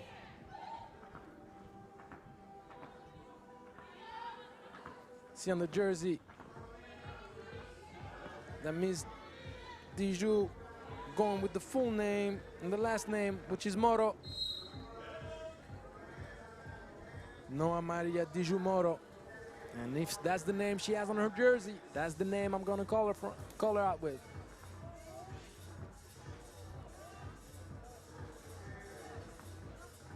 Just like in Coming to America. Her mama called it that, I'ma call it that. Nogueiro, floater. Probably had the extra pass in the corner on the left. To Buenavida, but she didn't see it. Doba, step back. Difficult. Moro with the rebound, letting her size do the talking at this point. Of course, we're gonna look for the mismatch. Nogueiro, little left, right. Good footwork. Look at this. Oh my. Good thing Moro kept up with the effort, because that would have been a wasted opportunity, missing such a nice open look close to the basket. Clavicianu, well contested by Moro. It's difficult. The Spanish team out-muscling Romania at this point. 8-2, things can turn very ugly for Romania if they don't find solutions quite quick. Little backdoor. Too nonchalant, Mademoiselle Moreau. Too nonchalant, even though referee De La Cote caught Plavicianu. Nice backdoor with the little bounce pass. This is the type of action. Faking to come to the handoff, faking to come to the teammate, going right back to the opposite. Little tip pass, look at this, whoop! Once again, the idea is good, the execution not as. Franco from NBA range, using the backboard. I don't know if you heard it call, but still counts, 2 points. Nogueiro. And Moro, a little bit long, but Spain with the size. Look at this. She has size, but she has speed and agility. Moro with the drive, and Romania chucking up deuces, trying to make up for the gap, and it's difficult. Moro, the effort. It's gonna give an open look, Nogueiro. There's a mismatch, she faces up. Uh-oh, Team Duncan style. Hands down, girl down. Give her a little face. Stealing the ball, doing it all. Spain just now.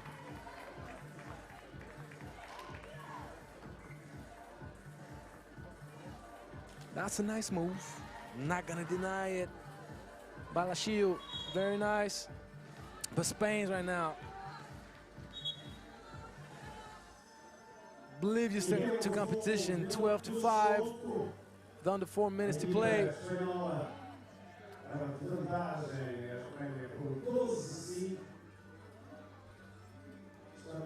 Timeout, giving an opportunity for the ladies to take a breather. We're gonna have an interesting matchup between Spain and Germany for the top of the group. At this point, it's very difficult to see Romania coming out alive. They're being dominated physically, athletically. They're getting no opportunity close to the basket. Spain pushing them back, using the pressure and their size. Little Spain peek. And Brito, who faced up, head faked, went to the left, couldn't be stopped. Foul Romania, 5th foul for the Romanians. And yes, this is why they use the high position, the elbow position, trying to provoke havoc in the defense. If there is any kind of miscommunication, Doba with the double spin cycle, finishing. That was a nice move.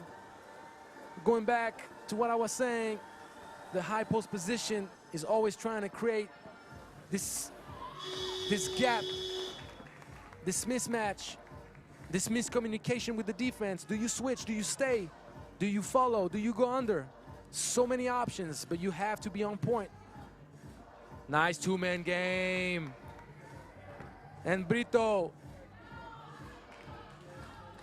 who does like Nogueiro, misses the opportunity close to the basket, but it's well played, it's well thought.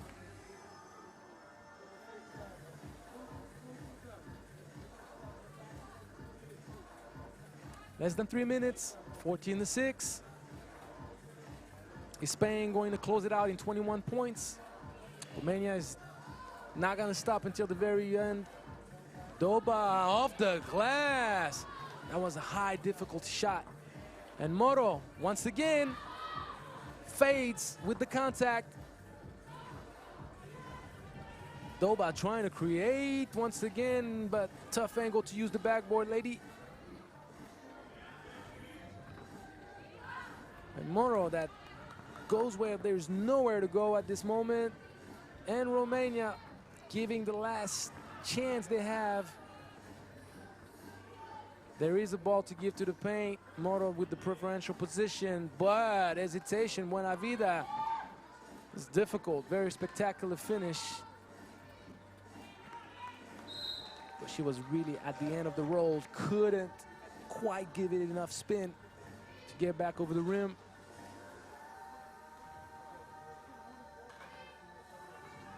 You see, Spain has many opportunities that they're not utilizing at this moment with mismatches close to the basket, but they can definitely count on their defense, their aggressiveness. This time, Moro didn't quite as much fade. She took contact, went up on her left shoulder, couldn't finish, but she drew the foul.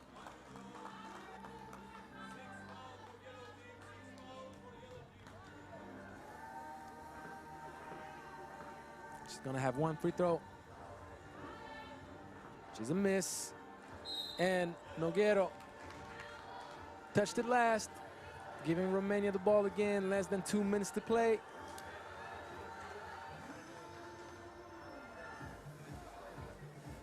This Romanian team fighting with whatever tools they have, trying to give their best shot. Doba chucks it up. Unfortunately, she's short. And Spain utilizing that mismatch. Moro, once again, well contested. Franco.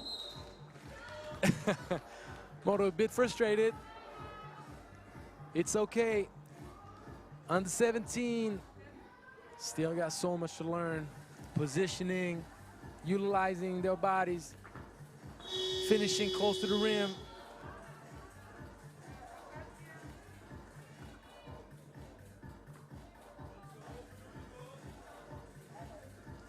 Nogueiro drew the foul.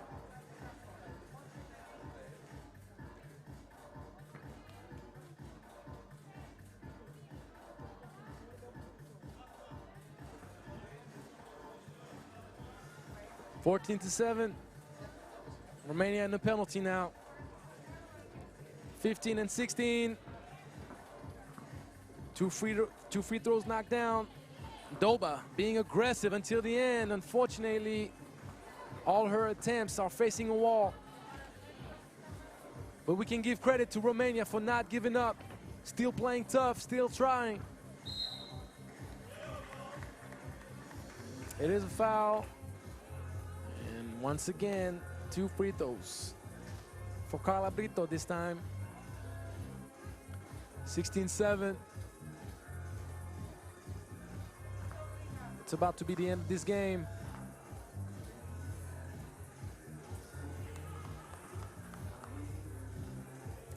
Reminder, the score between Germany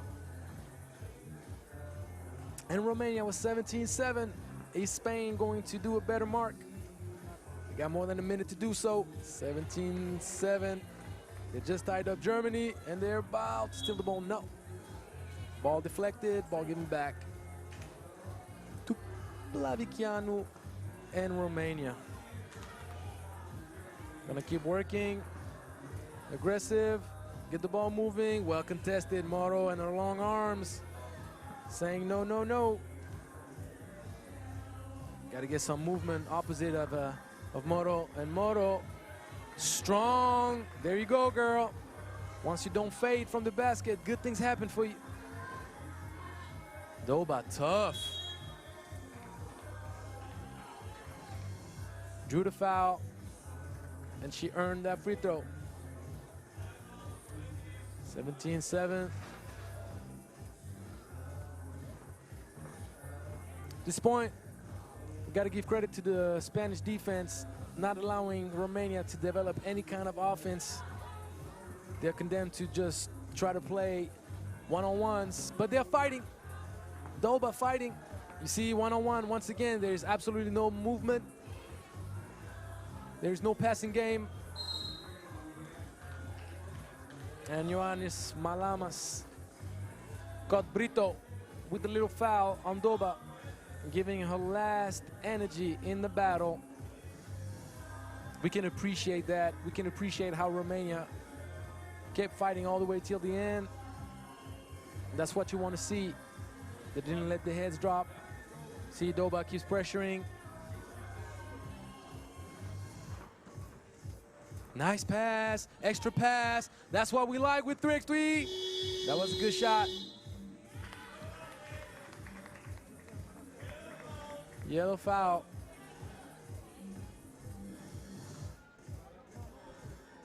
Balashiu was fighting for position and with the rebound, but Brito kept her in her back. And with those 2 free throws, she could finish the game in 21 right before the buzzer. She knocks the first one down, 20-7. Spain sending a message to Germany. They're gonna play for top of the group. Can't wait to see that game.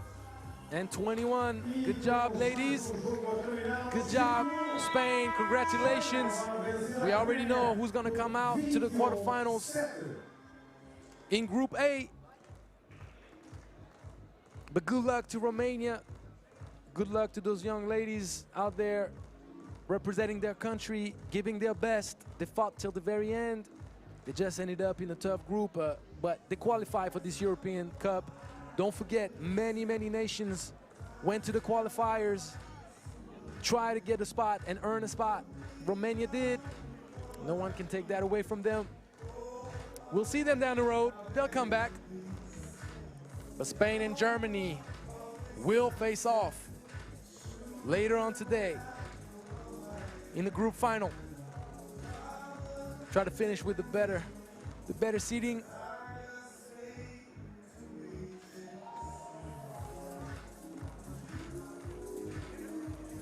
Next game up, Pool C on the women's side.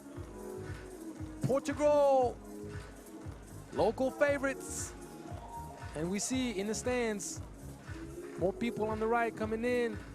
We're gonna get some spectators. They're gonna have to come and show support to the national team. Hopefully we get more people coming in. Hopefully it's gonna get loud. We like when the stands get rowdy. We want that.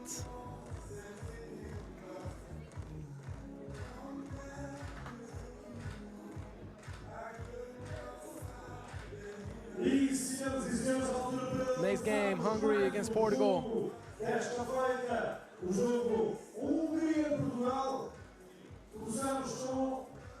So for those that know 3x3, I don't really need to remind you the rules, of course. But since we're having this competition and it's the under 17, maybe some people stumble upon the video, some people discover 3x3. So I will remind you all the rules. But before we have the presentation, once again, number 9, Lydia Perigny. Number 12, Mia David. Number 27, Panat Jamar. And number 13, Reka Naji. So in 3x3, one half court, one hoop, 2 teams. You got 3 players and 1 substitute. But the subtlety about all this, because you can see it, I don't need to tell you, you see. But the subtlety, there's no coaching in the game. There's no coaching. The coaches, they're in the stands like anybody else, and they gotta suffer in silence, because they cannot help. They cannot give any kind of insights. They cannot coach. They can clap their hands and that's it. So the girls, they're on autonomous mode when they're on the court. The boys the same. Portugal with number 13, Fatoumata Diallo. Number 71, Filipa Barros. Number 33, Gabriela Falcao. And number 12, Marta Ruzeiro. Look at those ladies smiling. They're playing at home. Good luck to them. Good luck to Hungary as well. They had a tough matchup against France, but we know Hungary is dangerous. They have a good team. And Portugal are gonna have their hands full right now, trying to secure their first win, which would send them to the quarterfinals. But in case of a loss, they're gonna have to look and fight to qualify for their quarterfinal spot against France, which is an even worse matchup. It's gonna be an interesting matchup. Still talking about the rules. As you know, may discover 12-second shot clock. Goes way faster. It's non-stop. I've played both, I can tell you. That cardio hits you different. Whenever you've been playing 5-on-5 for a while, whenever you revert back to playing 3x3, you feel like your heart is gonna leave your body. Your lungs are fighting with you. They want to fight you. They're calling you all types of names. They're mad at you. Why are you doing this to me? Seriously, 3x3 cardio is something incredible. It's a different competition. It's a different type of game. It still is basketball. We still dribble the same, pass the same, shoot the same. But the intensity is another deal. Game over at 21 points. As you can hear in your ears, the music non-stop, the DJ. plays that song, and Hungary has the ball to start this game. Portugal is going to have to play good defense, and they got played. Oh! Once again, Mia David fumbled the layup. Good defense. We can hear a little bit more engagement from the crowd. There's a little bit more cheering when Portugal does some. That was a very nice play executed by Hungary to start the game. Mia David unfortunately could not capitalize on that. But their second effort with Lydia Perigny got rewarded. Fatoumata Diallo passing back, and the shooter in and out.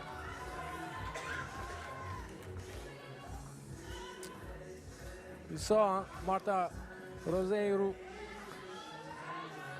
during the shootout contest. Good defense, well contested.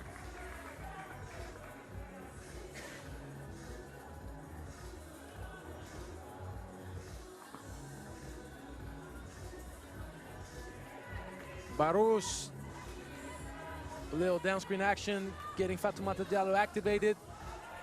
Nice lob pass, there you go, doesn't finish, but second effort. Second effort, Gabriela Falcao, giving Portugal their first point. Good defense. Mia David goes on her left hand. Fatoumata Diallo is giving her hell, contesting with everything she got. And Mia David is saying, I'll do that too. Nothing easy out here. Hungary wants to move on to the next round, and Portugal smells blood. They know with a win, they're moving on. No matter what happens against France. Nice pass, it was well designed, but a little bit inaccurate. Falcao on the roll, was more towards the middle, not back to the right side. Good hesitation, Perigny got pushed in the back. Roseiro couldn't stop her drive. But we can see those girls, they set good screens, they open to the basket right, and they're opening up options for the guards. And Perigny with good composure drew the foul, created something. Diallo, once again, two-man game. Falcao letting her presence known in the paint. She's a problem on that pick and roll.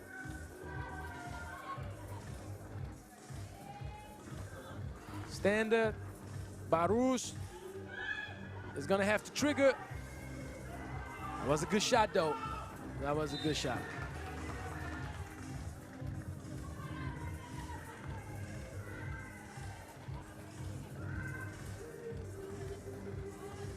Portugal got some talent in 3x3. I actually had the opportunity this summer to watch the senior women's national team operate on the French circuit. And I saw a lot of nice things. Like to see that Portugal plays basketball, drew the foul. Filipa Belarus on her right hand, fought through the contact and earned herself a free throw to tie the game up, 2-2. Low scoring game, the defensive intensity is taking over at this point. 2-2. Naji trying to play speed, but Falcao, nice active hands. And she has an opportunity if she stays strong. Yep. Great aggressivity from Hungary. Pana Jamar and Lydia Perigny earned themselves another opportunity for offense. Didn't give any chance to Falcao to turn around, which would have given her an open look for a wide open two-pointer. See ya. Jamar, very nice spin move. Drew the foul on Roseiro.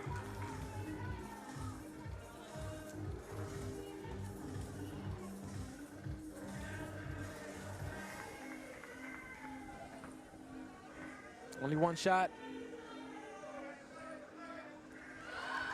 And Jamar knocks it down.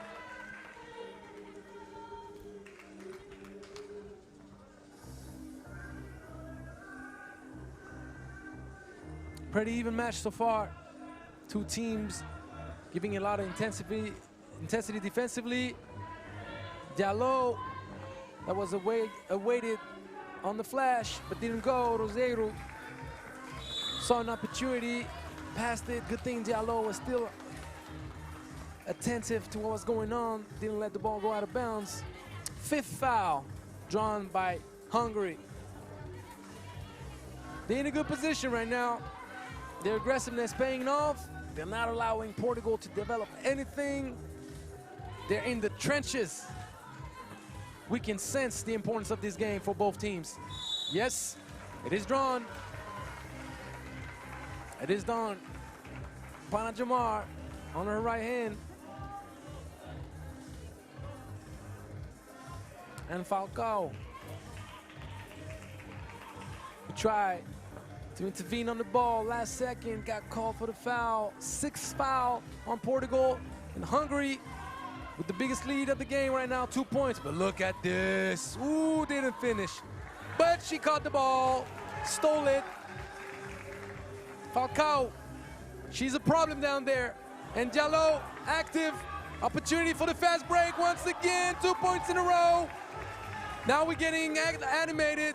Falcao so active. She's unexpected to intervene on the ball like this.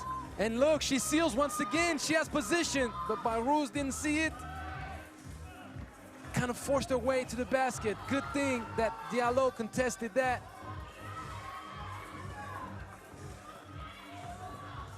Tough to stop her. She drew the foul. I'm gonna be honest though, Belarus had her head down, didn't see the seal. Falcao did exactly what the big girl needs to do close to the basket, especially on transition. She kept the defender behind her. She did not allow for the defense to get back in front or even three quarters. She had the perfect position. Unfortunately, the teammate did not see that. It may be lack of practice together. It happens. I know the big guys, they get frustrated when they have the position close to the basket and they don't get fed the ball. Same thing with the ladies. And it's also a missed opportunity because usually it's an automatic foul getting drawn or an easy bucket. But at this point, Falcao, unguardable. She's too physical for Hungary. And Portugal knows it. The feeding of the ball, she's active. She contests every transition opportunity whenever the Hungarian lady dribbles out, being Mia David, being Perenio, anybody she's matched up with. But now, problem for Portugal, 17 foul, 2 free throws. Each foul will give Hungary an opportunity to push back. And now they tie the game up 5-5. Portugal needs to get moving. That's a nice action right here, which ends up exactly where they want it to be, in Falcao's hand. But they have to be careful. They can't be fouling anymore. Yep.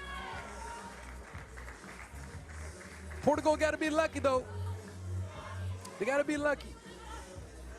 Because Rekanadji was in the best position for quite long. We give the shooter the ball. Roseiro doesn't connect, but Diallo, what the effort. Finishes with the contact. Strong move to the baseline. But they got to be careful. They didn't clear the ball. Yes, they didn't clear the ball. What do I mean with they didn't clear the ball?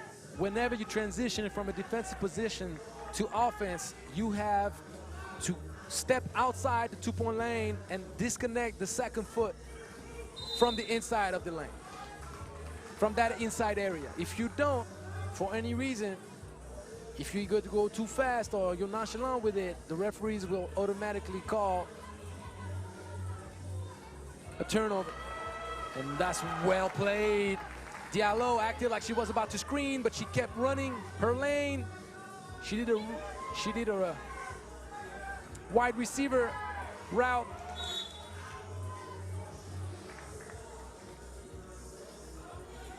Deception is a big part of the 3x3 game. You're gonna try to give the defender the sense of something and give him something else. Act like you're gonna screen and flash. Screen and rescreen. Act like you're coming for the handoff and backdoor. And Fatoumata Diallo with the cross. She can't finish, but Belarus follows. And Portugal pulls away, 8-5. That's a big one.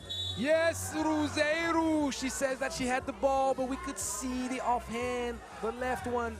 She hugged the Nachi a little bit too much. They're trying to kill the game, but they have to be very careful. They're getting closer, each foul to the 10th one, which would put them in the ultimate penalty.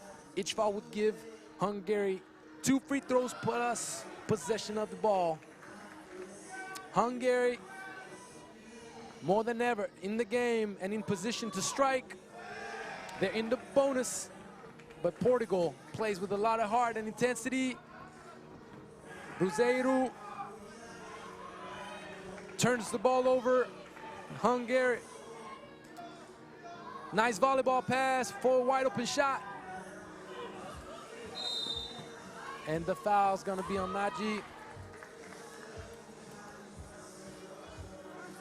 Mia David with the effort that managed to tip past the ball to her teammate for a wide open look. Perigny couldn't connect though. That's a nice two-man game. That's well played. Falcao too strong, but Barros once again, so active. She's on the offensive rebound. She's hurting Hungary with her energy and activity. And Portugal with an opportunity to pull away once again, up 2. And who do we give the ball to? You already know. Naji had no chance of contesting Falcao so close to the basket. She had to foul. The challenge for Portugal now, whenever Falcao is close to the basket or sealing her defender, is to give a clean pass. A pass where, just like what I was trying to explain, a pass where the defender does not disconnect from Falcao or cannot intervene lower than her hip. She has size and weight advantage, and she needs to be able to maintain that advantage. And right now, she tried to free up Diallo a little bit too much, and that's the 6th foul on Hungary, which means next foul from the Hungarians will put Portugal in the bonus as well. This is intense. It's not a high-scoring game, but that's real 3x3 for you right there. Naji with a little pull-up, then it's in. Shooter's touch. She was well helped by Mia David, who gave her a great screen. That's the dirty work. Mia David right now is not shining by the points that she's scoring, but she's shining with how well she connects with her teammates and works for her teammates. All the screens, all the little passes, the activity to seal close to the basket, giving opportunities for her teammates to either drive, get open looks. This open look at the free throw line from Naji is just as much thanks to Mia David than to Naji herself. And you always have to reward the dirty work. Always. You have to acknowledge it. In 5-on-5, in 3x3, acknowledge the dirty work. Acknowledge your teammate. That makes it happen for you. 9-8. Screen, repeat the screen and the seal. And Naji with the little spinny, oh no! Destiny's calling upon another name. They're saying, we're playing in Portugal, we're giving you no love. Ooh, cross. The good defense, but better offense. Panajamar put the lock on Rogério, who had no opportunity for the best. Excusez-moi. I say Rogério, it was Barros. She gave her no opportunity, but Falcao stayed with the play, gave her a great back cut from the top of the key at the free throw line. She flashed, made the defender think she was about to either go up or go screen, cut behind the back, and now with the free throw, giving Portugal another 2-point lead. Hungary with a drive, Perigny. She created enough space to be wide open, but she missed the easier, and oh, with the bank! That's a big shot! That's a big shot! Marta Ruggiero. No foul, of course. And Nagy strong with it. Ruggiero trying to go back to back. She's trying to kill the game. She feels it's the moment to do it with almost 3 minutes left. 12-9. But watch out. Portugal cannot afford to foul whatsoever. Wow. Nice contest right there. Diallo with her long arms still managed to block Panajamar's attempt. 7 seconds. Gotta find a solution. Jamar with the spin, going back to the left. That's tough. That is tough. 12-10. Oh, I told you, the dirty work. Mia David with the steal of the game, maybe. Oh, in and out. That would have been a huge shot. Panajamar could have tied it up with this one. And now, Marus, well contested. Mia David doing it defensively for Hungary. Mia David now playing the one-on-one, using her size, but she breaks off the contact. Unfortunately, she's tried to draw the foul. But Filipa Barus, knowing with 9 fouls she couldn't, stayed straight, didn't bring their arms down. Tumata Diallo, what a defense. Hungary putting the locks on this Portuguese team the past minute and a half.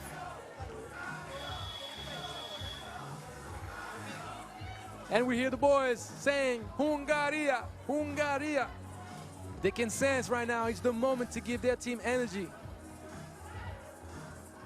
Hungary is right there in the hunt. They're in the position. If they manage to draw a foul and stay aggressive, they can get those free throws plus possession.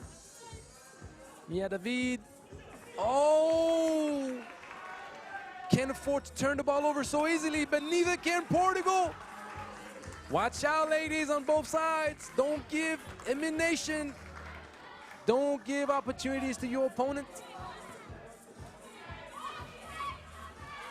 Panajamar trying to play the strength advantage close to the basket, and of course, it is a foul. It is jumping over the back. Marta Ruggiero trying to contest. She can get upset all she wants. Unfortunately, referee got to call it. Nagy way too strong for her. And as you see, no rebounders. Now, Hungary has to make Portugal pay on the free throw line.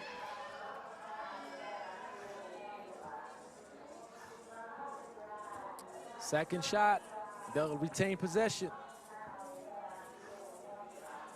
And she makes it, 12-11.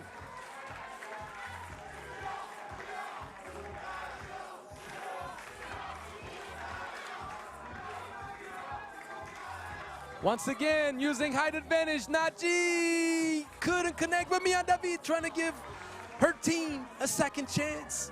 No foul, girl.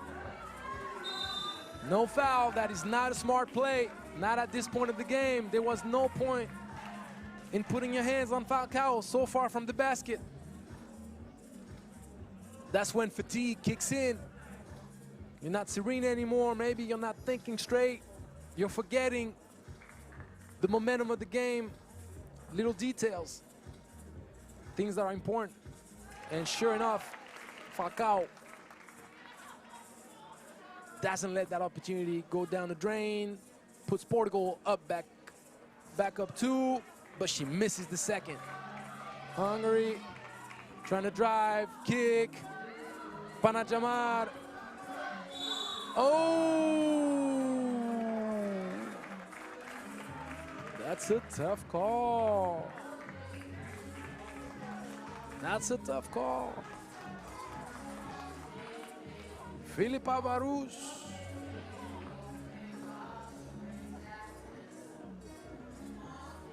Good thing for Portugal. Hungary. Missing opportunities at the free throw line. 1 for 2 each time. But how long are they gonna miss those? Crunch time, money time. Diallo, well contested, all the spin. Panajamar putting all of her team on her shoulders. Yep, same foul calls. At least you know the referees called the game the same way on both sides. She's saying she had her arms up. Truth is, she did not. And whatever she benefited from earlier, the previous play, with the little push from Belarus, since she did the same thing on the other side, she's getting called the same way. That gives 2 free throws to pull away, and Portugal does not miss maybe the most important free throws of the game. Belarus. And that's just when I say that before Falcao with the offensive rebound. It's always the same. Whenever you tell a player they're not missing, they're missing. But too strong, unstoppable. Falcao. Naji playing the one-on-one, playing the strength. My. Fighting through contact on the arm and still making it. Down 1. We're gonna have a tough finish. Diallo, the kick for the open shot, and it's in! Up to Portugal! They're playing with the locals' nerves. They're the local favorite. Naji once again, backing up. There probably was a foul on the arm, I'm not gonna lie. Maybe the referee didn't have the best angle, but it doesn't matter at this point because Diallo, that's gonna not validated. The screen was too good to be true. Top of the key. Falcao.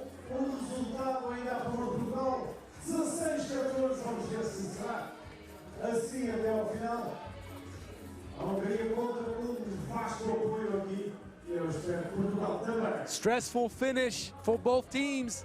16-14, 32 seconds left.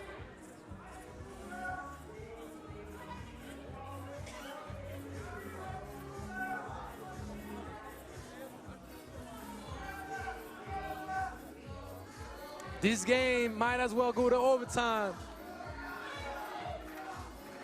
Naji. Oh, mama. Oh, the big shot by Jamal ties the game up. She's doing it all for Hungary in this game. She put everybody on her back and said, follow my lead, ladies. I got you. I got you. What you think? This game was not over. Penalty, no penalty. This game is not over. 24 seconds. But neither team can afford to foul. Next foul would be the 10th for Hungary. They cannot foul. And we know Portugal hasn't been able to foul for the last few minutes. Big, big shot. Nothing but net. And we see the boys in the stands getting all animated. So did everybody else. So did Angelo Tsagarakis, losing his mind out there behind the mic. Fatimatu Diallo taking the baseline, contested, big shot, but he didn't touch the rim. Didn't touch the rim, so the clock did not reset. They're gonna have to chuck up a shot. Portugal, Mia David is gonna use all of her length to try to contest a desperate attempt from Diallo, and sure enough, since he didn't touch anything, we're gonna have a check ball. Didn't touch the rim, so it's a turnover. Mama, Hungary with the ball game.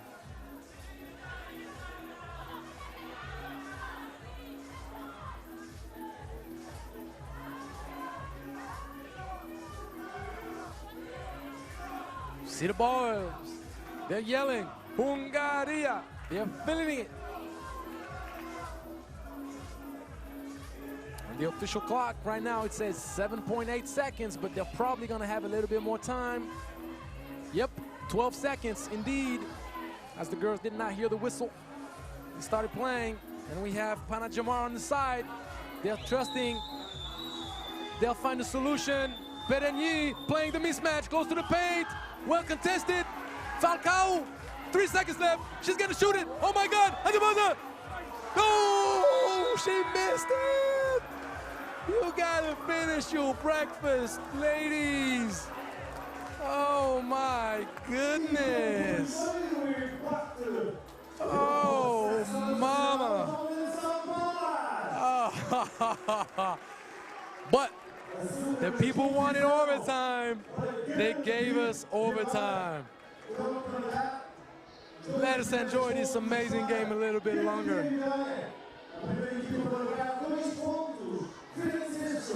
Remember what I told you about strategy? Do you start with the ball once you win the towing cost, or do you give the ball up? Once overtime kicks in, that comes into play. That's a factor to truly consider. And sure enough, Portugal with the 2 right now can win it. And they're gonna give the ball to the one and only Falcao. Sure enough, doesn't make the layup. Oh my God, once again, Portugal with her destiny. 2 times had the ball to crush Hungary's hopes. Nagy plays inside, doesn't pass it. She had Perigny wide open on the left-hand corner. She's trying to draw the foul. She probably should have passed it to the left. Oh, mama. Are they going to run a play, try to get Cruzeiro open? We know that Belarus can also shoot. Are they going to give it to Falcao close to the basket? We'll see. Uh-oh, she's open, she's open, she's open. She fakes it. Belarus for the game. Oh, in and out once again, that's the 3rd. But she comes with the offensive rebound. Amazing activity all game long from Belarus. And Panajamar trying to force her way in. Portugal with an opportunity to finish. Rogério, second effort, no. Jeez, what's going on? Oh no. Portugal, another opportunity. Rogério with the game-winning drive. And the foul call. And the foul call. Mamma mia.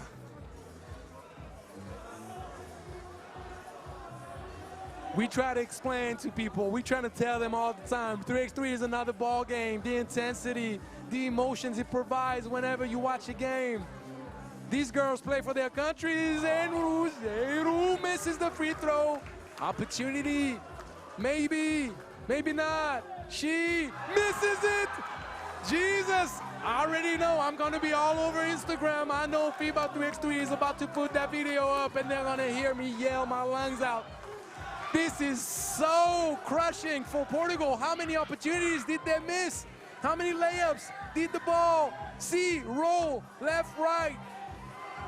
Belarus could have been a foul. But I'm sure the referees don't want to whistle anything at this point. She didn't clear, Nagy didn't clear, and she shot. She's lacking at this point. Focus. She went too fast, she didn't clear.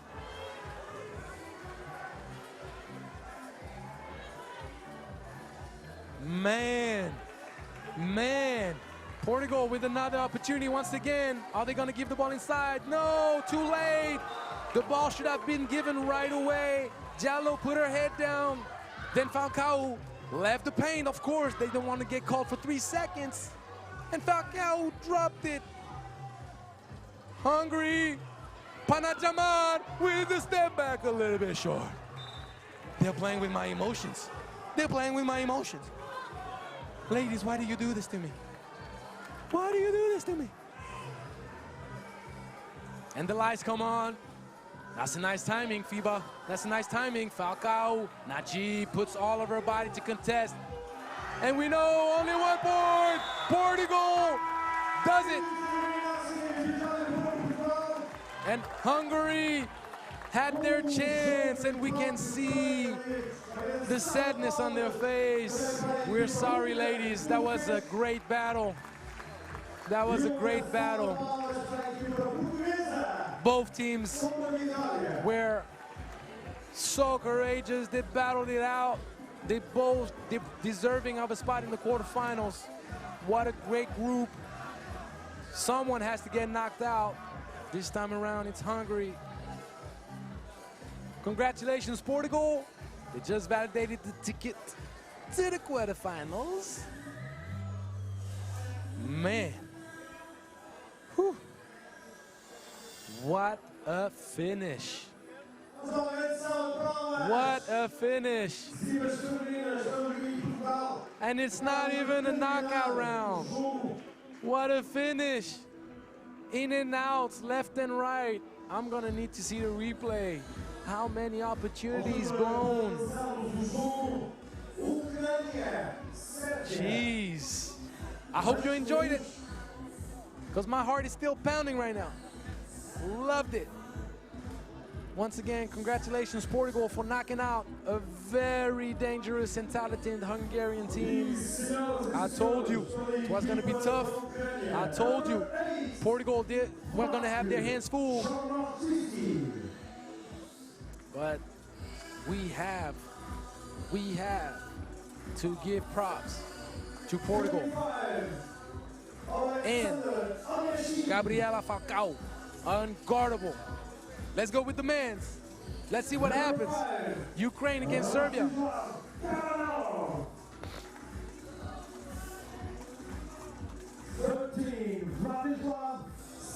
Serbia can validate definitely their ticket to the quarterfinals.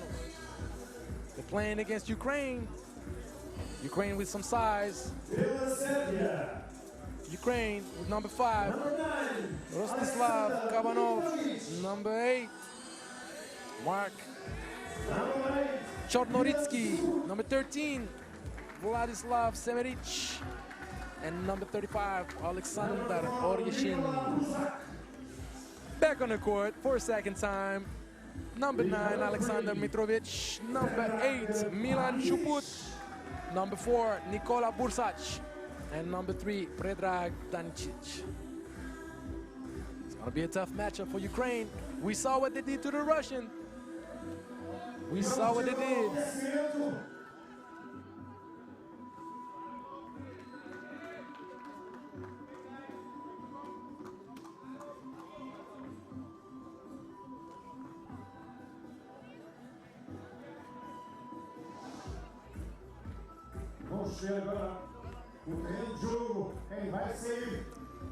I had to drink a little bit of water, people.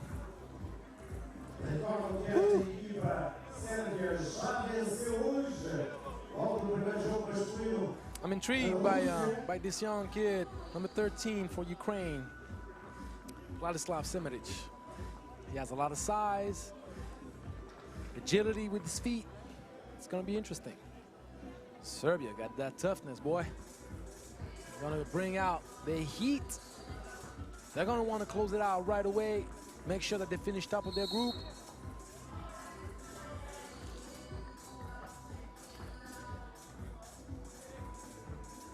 Tough matchup for Ukraine, but we'll see. We'll see.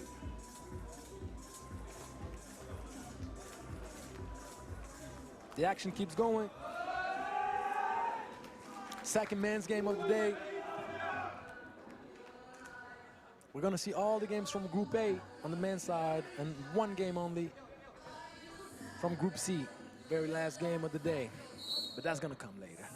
Kabanov with the ball to start with. We're gonna try to create something. Oryashin, Mitrovic saying, where you going, boy? Going to the left. But his stall is physical. Kabanov with the ball drifting slowly but surely to its right. Bursac trying to play physical, but the Ukrainians have none of it. Semeric long, well contested. Mitrovic couldn't get a shot off.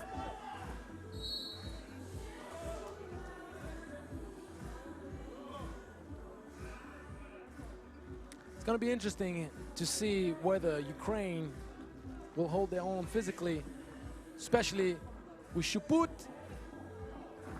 being kind of a mismatch. He's the guy that can play it both inside and outside. He does it all.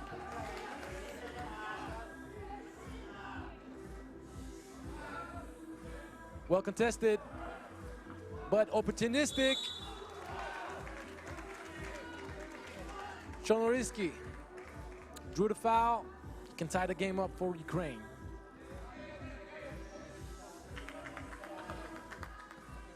We can see in the stands, Marcos Dero, Serbian 3x3 legend with Novi Sad and the national team. He's now part of the staff, and he's sharing all of his knowledge. And you know, with the coach, Lasdero, they're gonna be tough. They're gonna fight defensively. They're gonna be dogs. Well contested. Ukrainians have no opportunity, even though Semeric gave a little bit of their own medicine to the Serbians. Contesting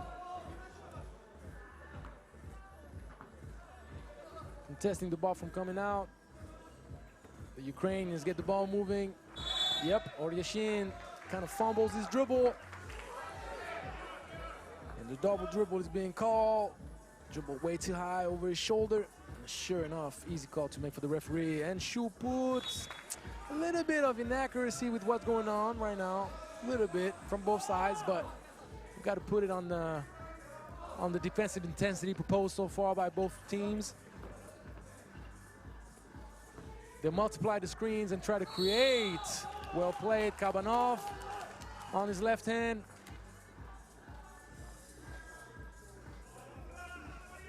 What I appreciate now, 3x3 has been taken up to such another level. Keeps on getting better and better and better. Teams learn their craft, they study, they scout, and they try to develop the game the way 3x3 is supposed to be played, which is not just isolation, one-on-one. You have to find answers as a team. You gotta be insightful. You gotta fake the defenders out, the opponent out. You gotta connect with teammates. That's well played, Bursac. Well played. As you can see, Chornoryski tried to prevent Bursac from coming to the handoff. Step back, that's a tough shot. As he tried to contest, Bursac from the handoff, he went and backdoored that. Mitrovic, active and long.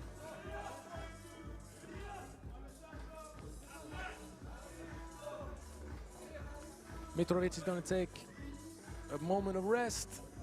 Chuput comes back on the court.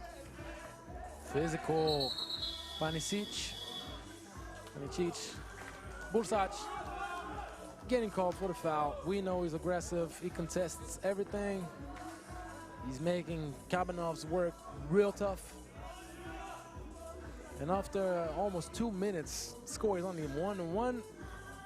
This game is in the trenches so far. Uh-oh, miscommunication. Oryashin, easy layup. That's what you're trying to do. You come to the handoff, you're trying to multiply the screens to make sure that the opponent makes a mistake defensively.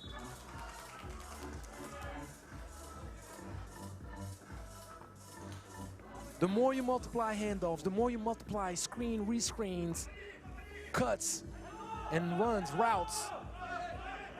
Oh, Mitrovic that kind of gave the push to Kabanov, but didn't get called. They're gonna play the transition. Well, you gotta finish, kiddo. He slaps his head, mad at himself, and we can understand that because he can't get paid, but it's the same thing with the Serbian, Panisic. 2-point shot counts, but Chuput getting called for throwing down the Ukrainian player to the floor, being Kabanov this time around. They hold, they grab, and that's a good move. Bursac not getting called. Never gives up, he fights through.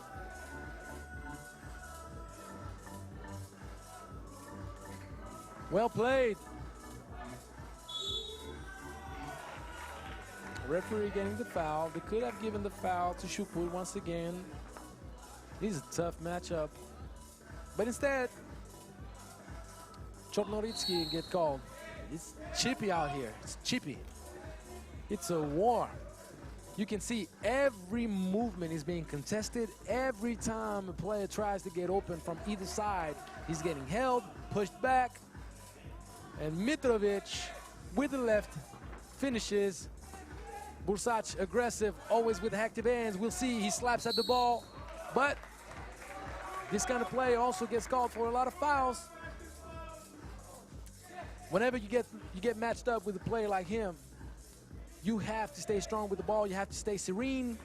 All the slaps that don't get called, all the holes that don't get called, you have to fight through it. Shuput, physical. Shuput, physical, but Chornoritsky, physical too. Crafty fights through the contact and earns himself a free throw. TV timeout. 4-2. It's not the prettiest of games, not gonna lie to you. Sometimes physicality takes over the prettiness of what 3x3 can offer. But they're also young, and we know Serbia wants to finish strong pool play. They want to validate their ticket and go rest at the hotel and enjoy the rest of their day.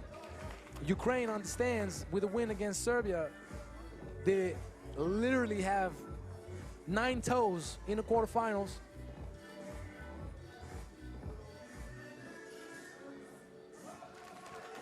We'll see.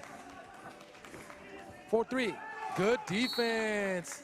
This matchup between Chornoritsky and Shuput has something worth to watch. For the people that like the game being physical, Semeric, very nice footwork. But once again, great move, but the finish is not there. He has footwork, I told you. That prospect is interesting. Shuput, big shot. Wasn't a 2-point shot though. It was way inside the 2-point line, but it's the 6th foul on the Ukrainians and the opportunity for a 2nd point with the free throw. I was saying Semenic is a very interesting prospect. Long, offensive rebound, too easy. Sometimes that's the problem when you're trying to set up for transition too fast. Chornoritsky, very nice. Chornoritsky, he's a problem too. Look at the size of these calves and these thighs. Could play linebacker. Whenever he gets into the lane, if he gets his shoulder past you, tough to stop him. Fortunately, he breaks this free throw. And Serbia slowly but surely pulls away right now.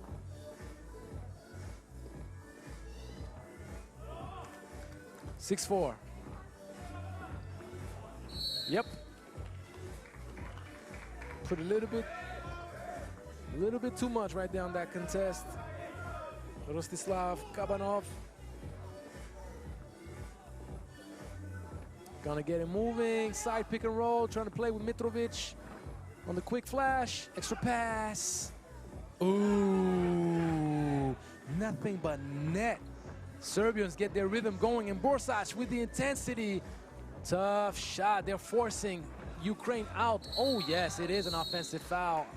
Hopefully there's no damage on his face right now. If he got it in his nose or not, if it's just in his mouth. Yep. Good thing it wasn't in his jaw and not in his nose. Semenic tried to play physical, but he was a little bit too close to his opponent. Could have been a bit dangerous right here. Mitrovic trying to use his size. But I told you, linebacker Chornoritsky is not going to have none of it. Well played, lob pass, but we've seen it a lot today. A great opportunity not paying off for the bad finish. Oryashin with the left. Ukraine right in the hunt. Mitrovic tried to draw the foul, but it was a bad call on his end because Kabanov with the 2-point dagger. 8-7. Ukraine fighting with it. Kabanov not allowing Mitrovic anything. A little bit too much of a contest.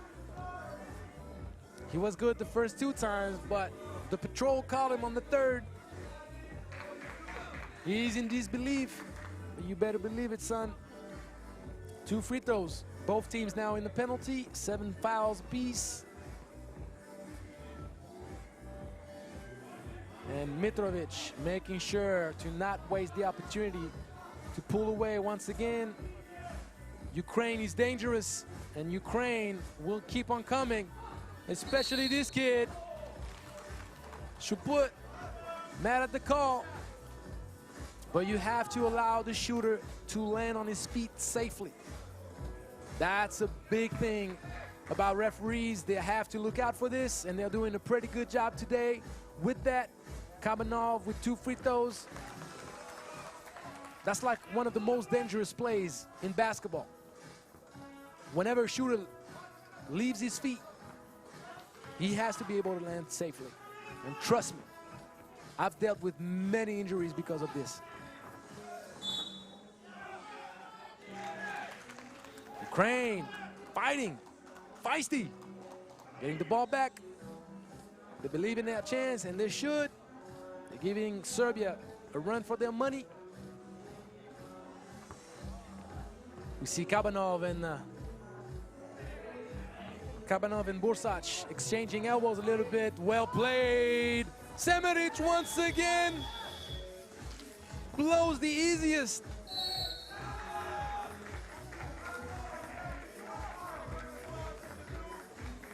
Technical foul on Serbia. Who got called for the technical foul? Trying to identify who they called it on, but for sure, technical foul was given. Was it on Shuput? 1 free throw, no rebound.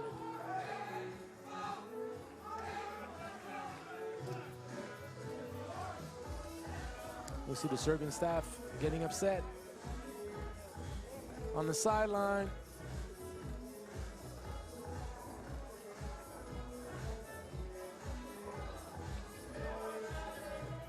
Yaron Shishik, Lavinia Georgi, the 2 referees for this game. And Kabanov going to the line, trying to tie this game up. Missed opportunity.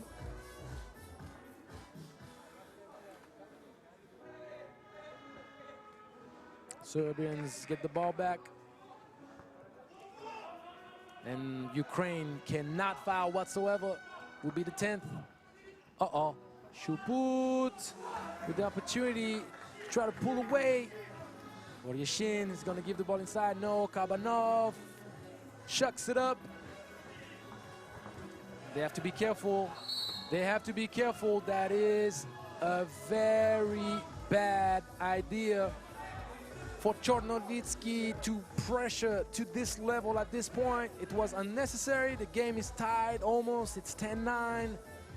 There's no reason at this point to go overboard the way he does.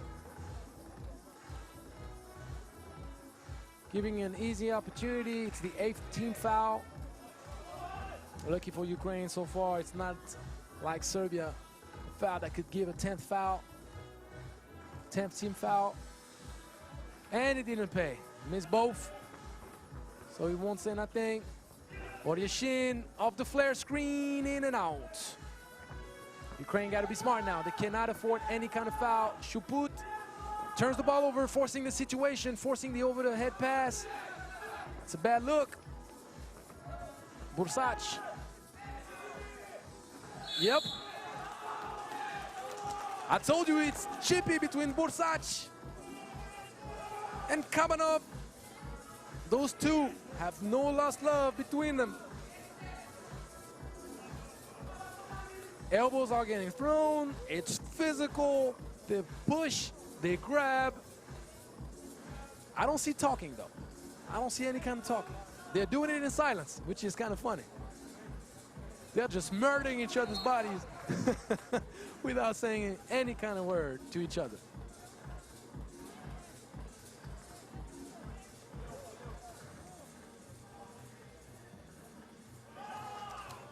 Tie game. Ball given back to Ukraine. Kabanov did not even realize that. Yes, my man, that's a 10th team foul.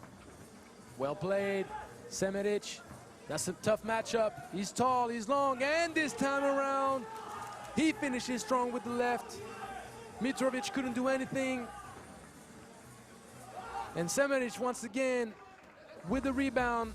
Ukraine with an opportunity, two-man game, that's well played. Oryeshin, tough finish, contested by Shuput. And Semeric with the steal. That's big, that's important. Ukraine pulling away, 12-10. Shuput playing tough contest. Mitrovic is gonna try to shoot a two, but he has his foot on the line. That's a one. Yep, Kabanov, too much elbow. Shuput saw it coming a mile away. He's seen that Kabanov is playing physical, throwing a lot of elbows at this point. Played it perfectly. Took the contact. Allowed it the momentum to bring him down. Elbow stuck out from Kabanov. Easy call to make. Ukraine only up one. Are we gonna have the kind of finish that we saw and witnessed between Portugal and Hungary? It's gonna be interesting. It was a tough shot from Mitrovic. Unfortunately, like Kevin Durant, he has big feet. Yep. Yep. It is there. No reason to hold. Well played, Mitrovic. Craftiness, drew the foul. He felt that Semeric was holding him. Threw his hands up, threw his arms up, but he does not make that free throw. Game still not tied. Second opportunity.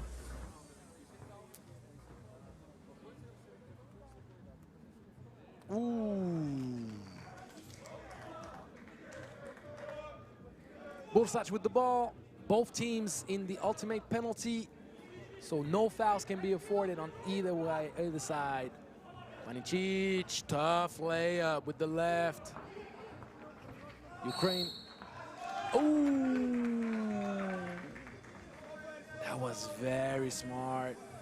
Bursac drew the foul. No free throws on offensive foul. But that was very interesting.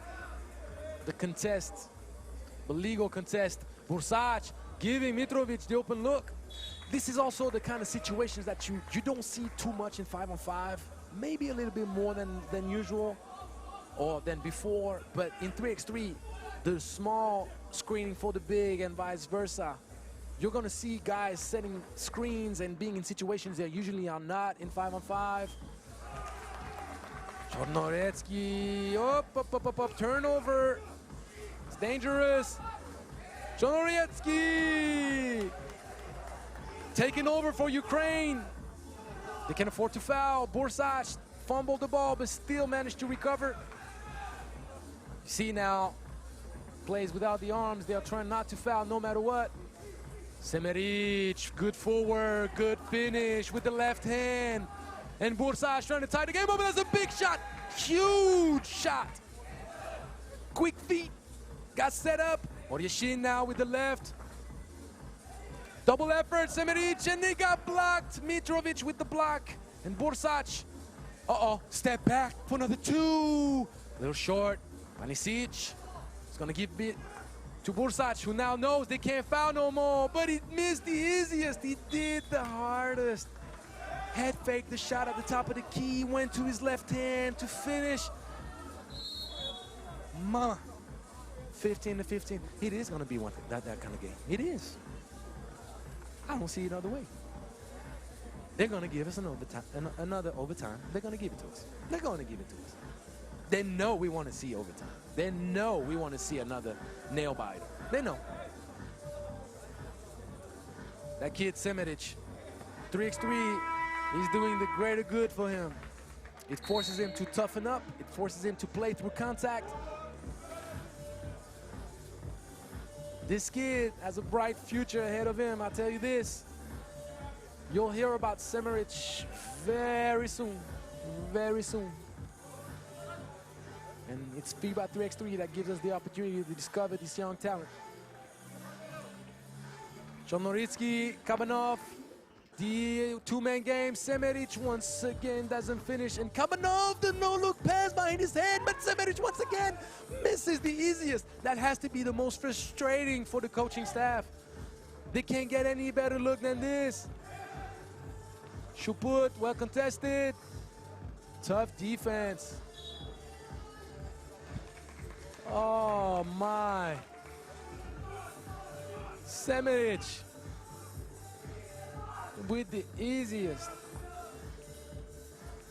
The details in 3x3, they can cost you and give you the game. Kabanov with a great play. Semeric with the screen and rescreen, opening up the land for Kabanov.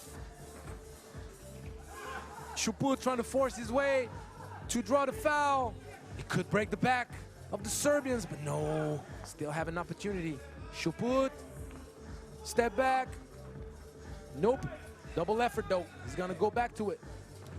And Semeric, the big steal. And the patience. Well played, kiddo. Kabanov now playing the two-man game with Semeric. Has to chuck it up. He probably had the pass, but Semeric with the lay once again. Sure. Shuput gets called for the foul. Semeric, such a promising prospect, such a promising talent. He's long. He has a good feel for the game. He's a tough matchup. Tough matchup. He has now 2 free throws to give 4 points, a 4-point lead to Ukraine. Nope. Nope, nope, nope. No matter what happens, made or missed, Ukraine gets the ball back. Up 3, 33 seconds. If they score on this play, Ukraine takes a viable option. Tough defense, tough defense. Shuput didn't give Oryashin any kind of love on this play. Nothing. Oryashin could not even look at the rim. Wasn't allowed. And Serbia, what a good play off the time. Nice, but didn't knock it down. Bursac gives it to Mitrovic, who shuffled his feet a little bit too much. He did slid, we saw it.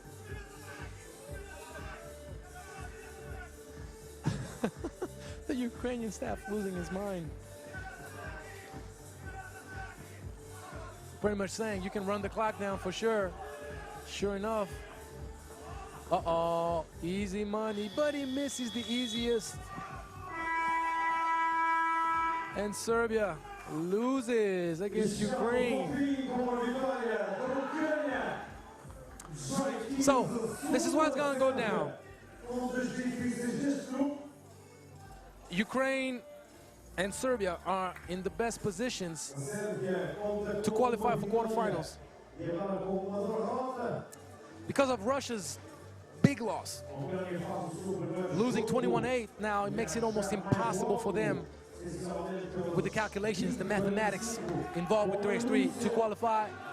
Ukraine having scored 18 points Russia cannot mathematically qualify unless they manage to keep Ukraine in the next matchup under 8 points, and Ukraine having to score more than 19 points. Russia having to score more than 19 points, meaning Russia has to win 19-8 or under for them to qualify to quarterfinals. Mission impossible? We shall see. We shall see. We're gonna have a little break. I'm gonna once again drink a little bit of water. Congratulations to Ukraine battling with Serbia and earning themselves a spot with 9 toes in the quarterfinals. Got to validate that against Russia in a few moments. Hope you're enjoying the day. It's Angelo Tsagorakis accompanying you throughout this whole event. Don't hesitate at any moment to ask me questions with the hashtag FIBA 3x3, or you can hit me up directly on Twitter, AC Tsagorakis. I'll see you in a few moments.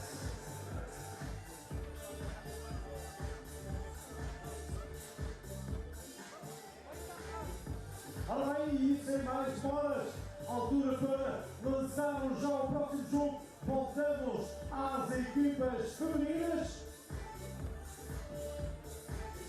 Vamos ter um jogo entre a Alemanha e a Espanha. E pela equipa alemã, number 8, Elisa Nebios. Number 4, Greta Kruger. 22, Lina Pauk.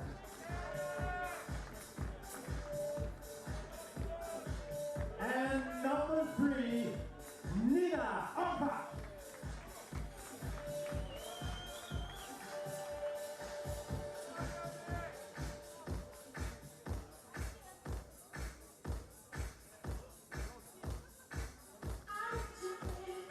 Depois da equipa alemã, altura para a equipa espanhola. Com o número 14, Carla Brito.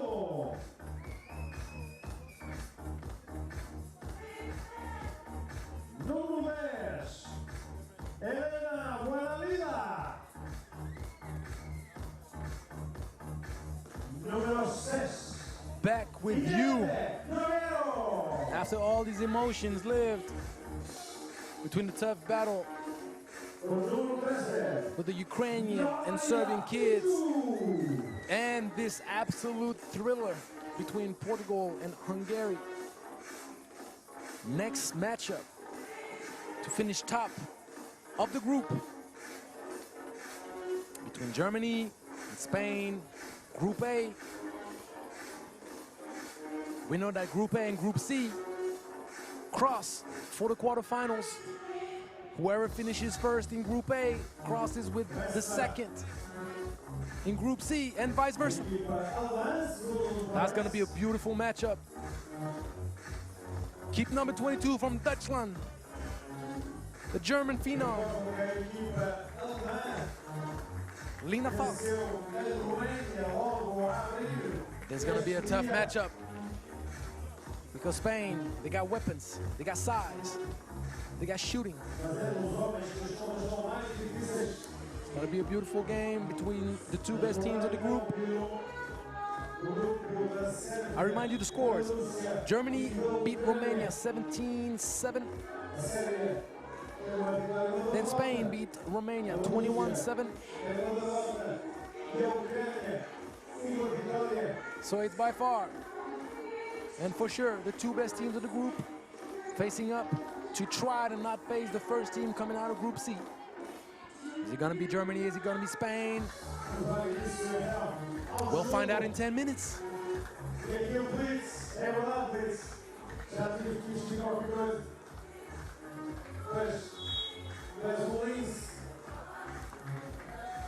And Falk with a good timing game, but a little bit inaccurate on the pass. The idea was good, execution was a bit poor. We're gonna try to find a solution But Spain took a little too long to get it together. And the Germans did not even allow a shot attempt. It's well played, a little bit uncertain once again. Lina Falk uses her speed to get past Moro. Buenavida getting pushed back to the corner. This is the matchup we're talking about. And Lina Falk, once again, that's this one thing that we could observe with Moro. Noa Maria, she's allowing herself to fade. She's kind of getting away from contact. With her size and her length, she needs to get a bit tougher. She needs to get her shoulder, get that contact on her defender. If not, she's gonna have to have the best touch on earth to finish, because these shots are very difficult to knock down. And Lina Falk with the shot. She's fighting, but the ball was on the line, and her foot as well. So much improvement possible with all these ladies on the court. The same thing with the boys. Remind you, they're under 17. They're 17 and under. And a bright future ahead of them. And we're out here witnessing their first steps with high-level basketball. They're representing their countries. They're fighting for their flag.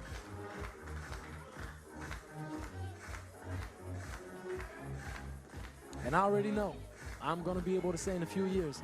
I remember when I was in Lisbon commentating the under-17 FIBA 3x3 Europe Cup. And Lina Falk was there. All the other ones as well. Extra pass to the corner. Well played, Buenavida. They're not giving anything to each other. They're contesting every pass. No one wants to finish second with a potential matchup with France. I can understand that. Oh, la vista de Mademoiselle Buenavista, Buenavida. I couldn't call it Buenavista because Buenavida had the vista right here. She saw it, she faked it out. And I got the visit from the mascot. Hey Fritz, how you doing? It's Blitz. Showing me love up there. He saw that I was by myself all day. He saw it. He saw no one came to show me some love. Left me alone up here. Don't worry, I'm enjoying my day. A beautiful day of basketball in a beautiful city with great weather. And Brito doesn't finish. You know what an old head like me will say, when you go to the left, finish with the left. That's a great kick. Foul creating, doing it all for Germany. That was a good shot from Horvat, but she could not capitalize on that. But she has good hands though. She makes it hard.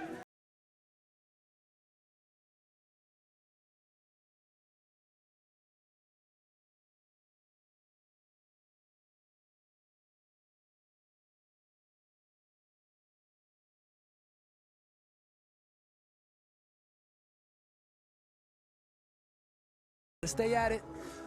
Buenavida and Brito exchanging the ball with handoffs. So on one hand, you can say that the offense is lacking accuracy, but you have to give credit to the defense on both sides.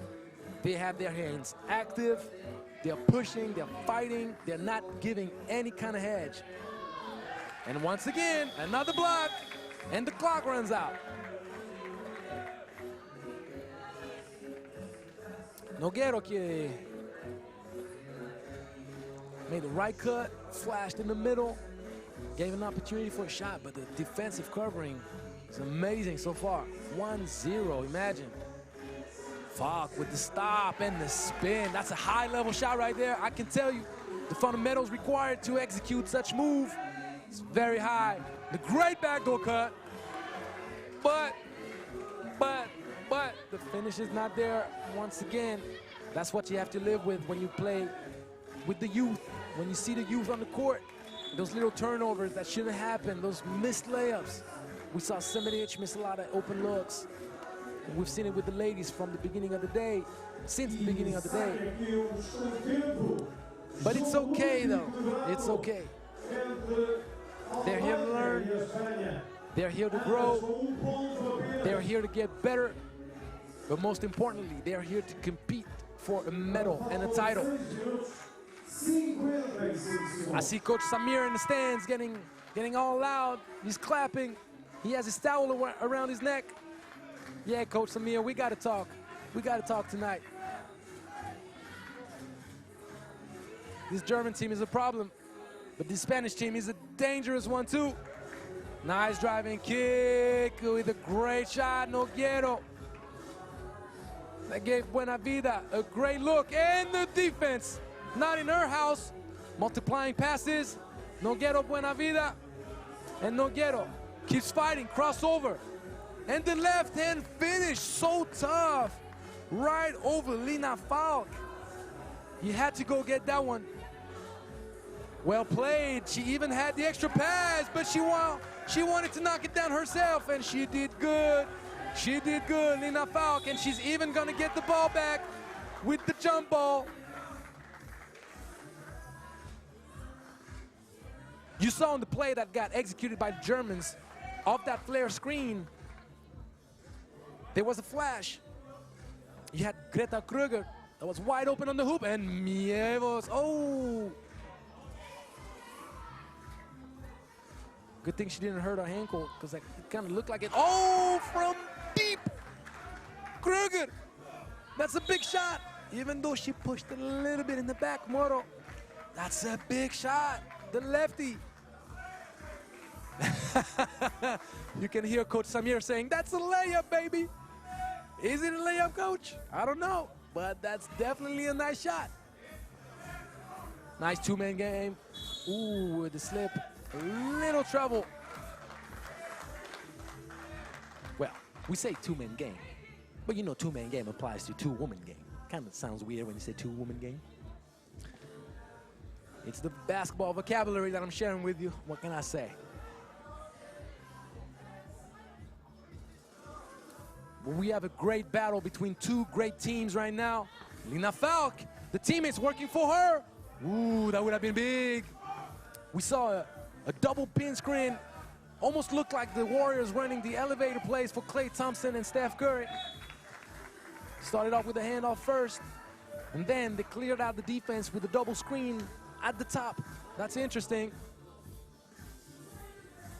We know they have faith in Lina Falk, and they should. We know she can knock it down. We know she's dangerous. She's doing it all for her team. She's so nifty with those jabs. Mevios, she's been giving defenders trouble since the beginning of the tournament. Well played. The transition with a great pass from Elena Buenavida. And Lina Falk getting blocked. Getting blocked by Calabrito. We can definitely appreciate the connection with the Spanish guards. When I say guards, I mean wing guard players. They're not post players, but they can do it all, of course. Tough shot. Well played by the defense. 5-5 the score. We're multiplying the passes. We're doing handoffs, and Lina Falk with the tentacular arms, giving to Kruger. Oh, Kruger draws the foul. Kruger gave the great head fake. Moro had no choice but jump, knowing that Kruger just made a big shot 2 plays before. And she earned herself a free throw. And she knocks it down. 6-5, Horvat. Fighting, making it hard for Moro that has to dribble all around the world to trying to find a solution.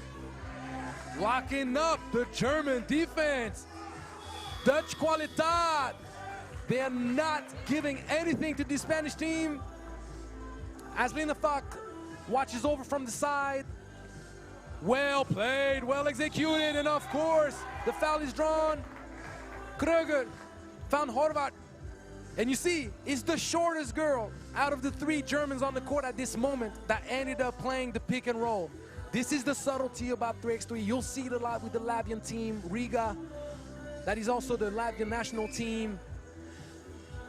You see Miezis and Lasmanis screening for each other all the time, and they're not any taller than me. That's the beauty of 3x3. There are no positions. Buena vida with the trouble. There are no positions in 3x3. You have to be able to do it all, and that's the beauty. I love 3x3 for the younglings, and I love 3x3 even for the older guys and girls, because you have to work on your fundamentals. You have to have the whole repertoire. You can't just do one thing. You can't hide. Nice little fadeaway. You can't hide in 3x3. You got to play offense. You got to play defense. You got to do it all. You got to be aggressive. You got to dribble. You got to pass. You got to shoot. Play one-on-one. How do you not love this game? How do you not love it?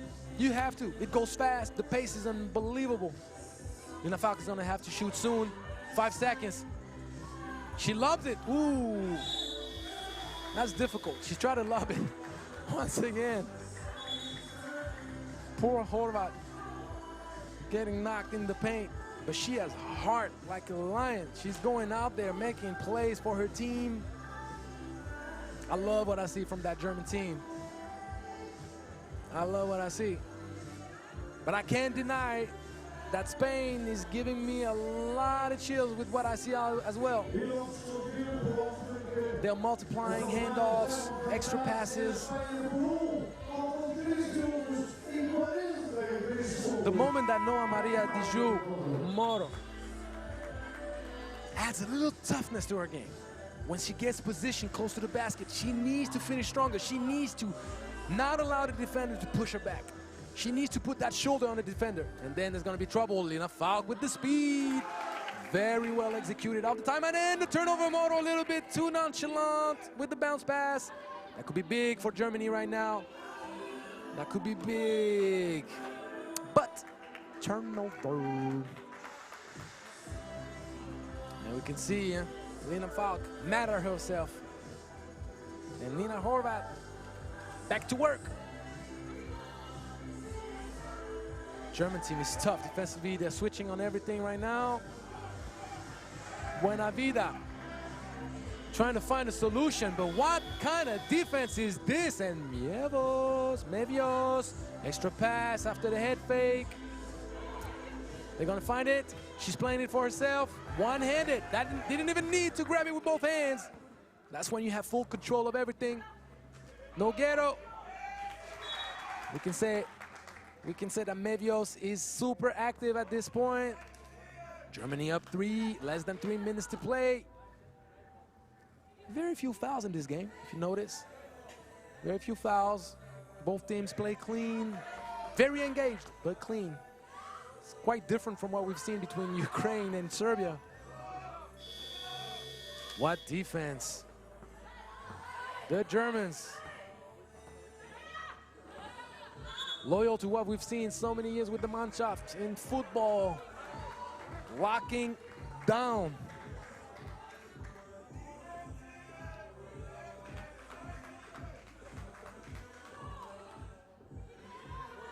But Spain is still there, though. Spain is in the hunt. Horvat, active. Noguero got contested. Look at this. All the deflections, all the things that count in basketball. Lina Falk. She fumbled the ball a little bit. Extra pass. Uh-oh. Kröger. She steps back. She triggers with it in and out. Little tip pass. Was well thought of by Brito to get the ball out quick for the transition. Buenavida did not connect on the shot. It would have been a big shot for the Spanish team. Lina Falk. Sure enough, she draws the foul.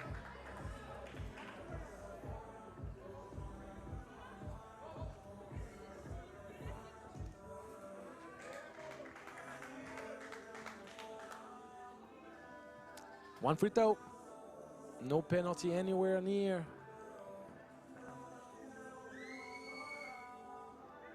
Missed free throw. And Moro fumbled it. But Mevios couldn't finish that. Uh-oh. Oh, mom. Woo, she got me shaking. She got me shaking. She knocks that down. Woo. She is crafty with this. Mevios. I knew her for the jabs and everything, but she had that little in and out in between the legs cross. I got to talk to Samir. Coach, what's going on with your girls? Who trains them? I want to know.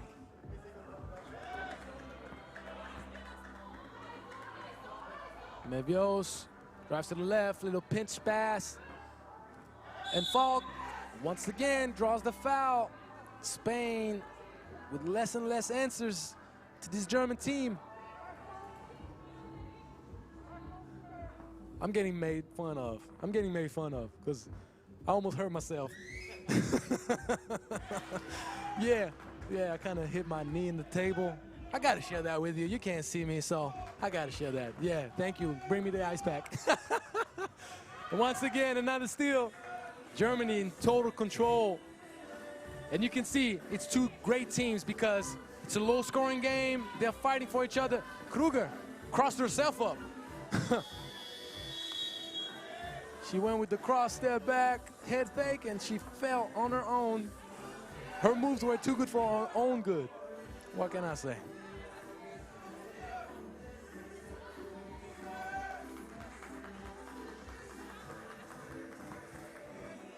Two great teams battling it out. Brito with a great drive, and she kicks it out to Nogueiro. That's well played. But still, Kruger with the contest. Was not an easy shot. Less than a minute to play.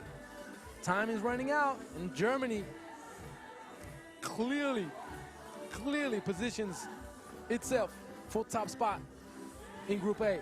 And once again, executed to perfection. Lina Falk comes up, acts like she's gonna set a back screen, and she flashes. Woo, she earned that one. Buen Vida, she had to earn that one. She worked really hard. Kruger with the defense. Mevios pitch. And the little pass, not too long, Chanel. Buen Vida is gonna give it to Brito, who's gonna head fake, step back, and do two with the backboard. She can jump and be happy. 2-point game. It's not over. It's not over. The Germans are going to run the clock down. If they score here, that's gonna kill it. Didn't touch the rim, so 11 seconds for Spain to try to tie this game up. We know that the Germans are not going to allow a 2-point shot, or they're going to contest it with their life. We'll see. Look at this. Lina Falk. Uh-oh, foul, but they have a long way to go. They have a long way to go. It's only the third team foul. Less than 10 seconds. They're not going to give any clean look. This is going to be a desperation shot for sure. Buen Vida. Oh, my God. Nogueiro. She got fouled on the 2-point shot attempt.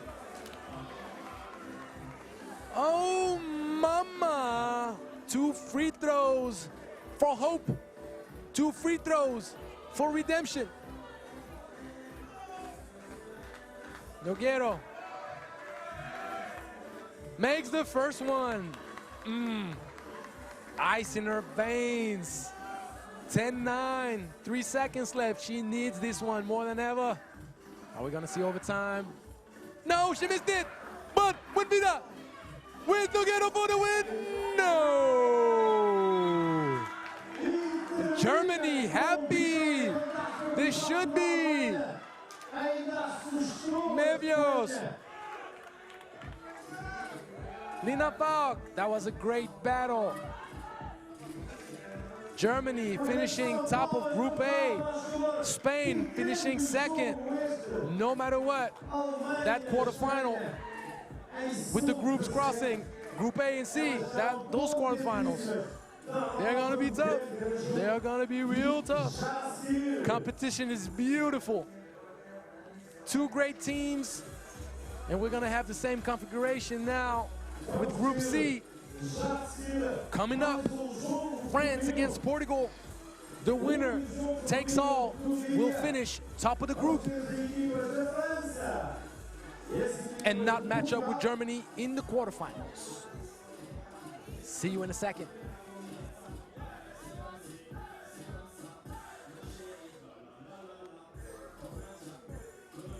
E vamos começar com a equipa da França. Number 0, Carla Leite.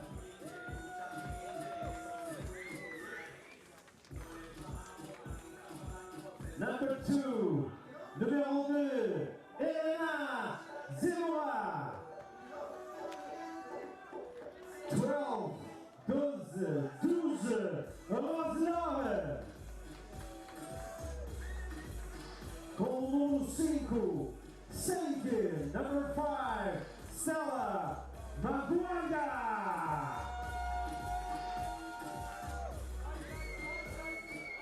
E agora, seleção Portugal, com o número 13, Fatoumata Jallo. Com o número 71, Filipe Barros. Com o número 33, Gabriela Falcão. E com o número 12, Marta Cruzeiro.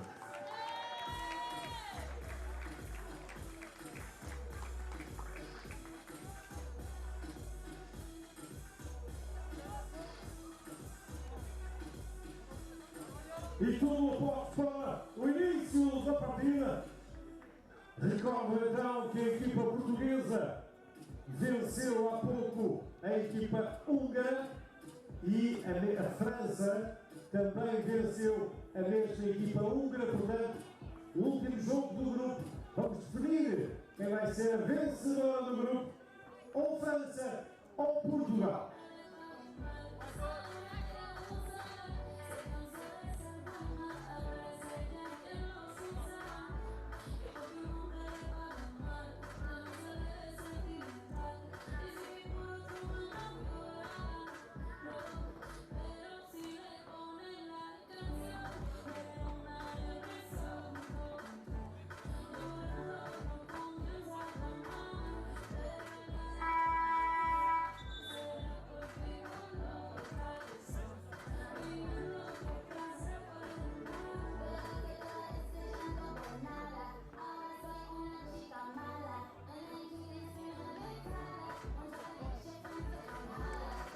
And your boy is back.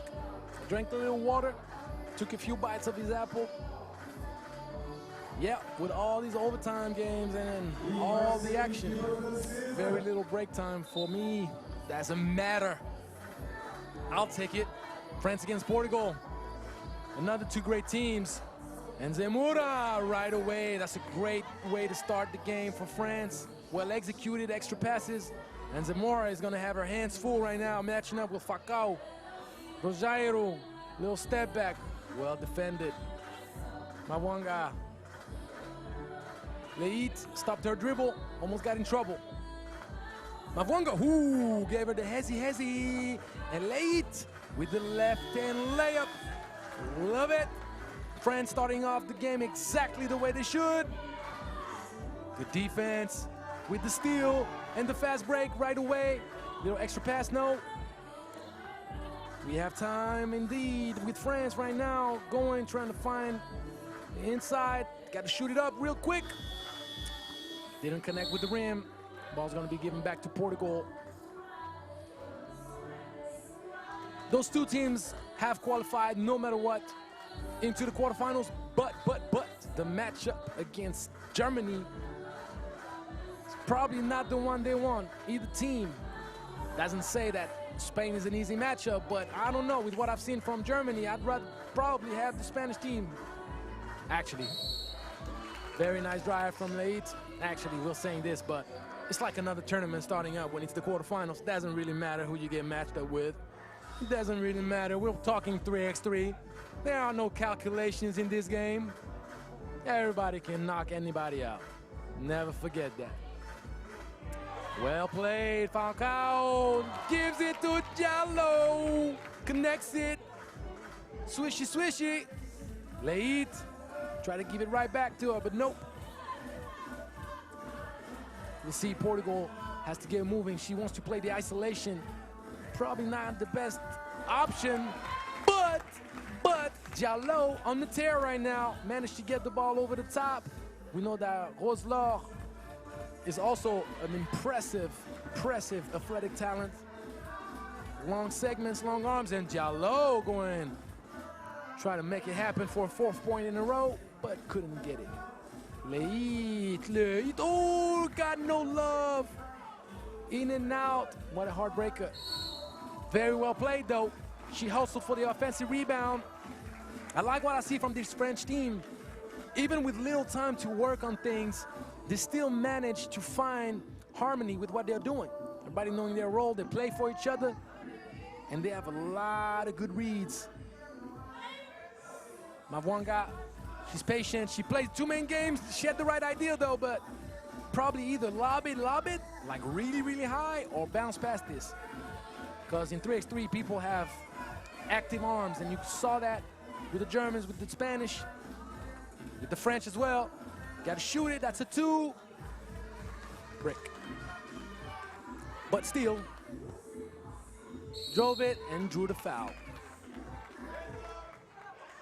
Falcao trying to block it, but she dropped her arms a little bit too much, connected on the elbow. And referee Chechik Yaron from Israel giving Mavwanga the activity. Went right around Falcao. Give France another bucket. Oh, Zamora slipped. 3-3. It's gonna be an interesting game.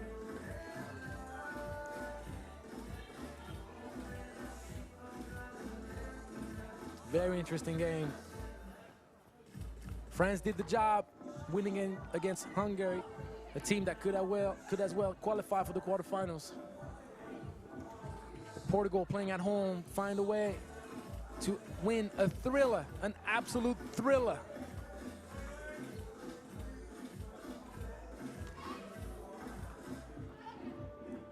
Wanga, they have to shoot it right away, held it a little bit too long. They just hesitated a little bit. We see, but Wanga could have either taken the shot or try to drive. She took time, waited for Roselor to come for the pick and roll. But 3x3 goes fast, ladies and gentlemen. 12 seconds. Can't really take the time to think too much about what option to use on that. Now they're talking it over during timeout. So far in this game, France has managed to contest the big impact in the paint from Falcao, but they haven't found an answer yet for Diallo, who's been having a day. She scored all 3 points for Portugal so far.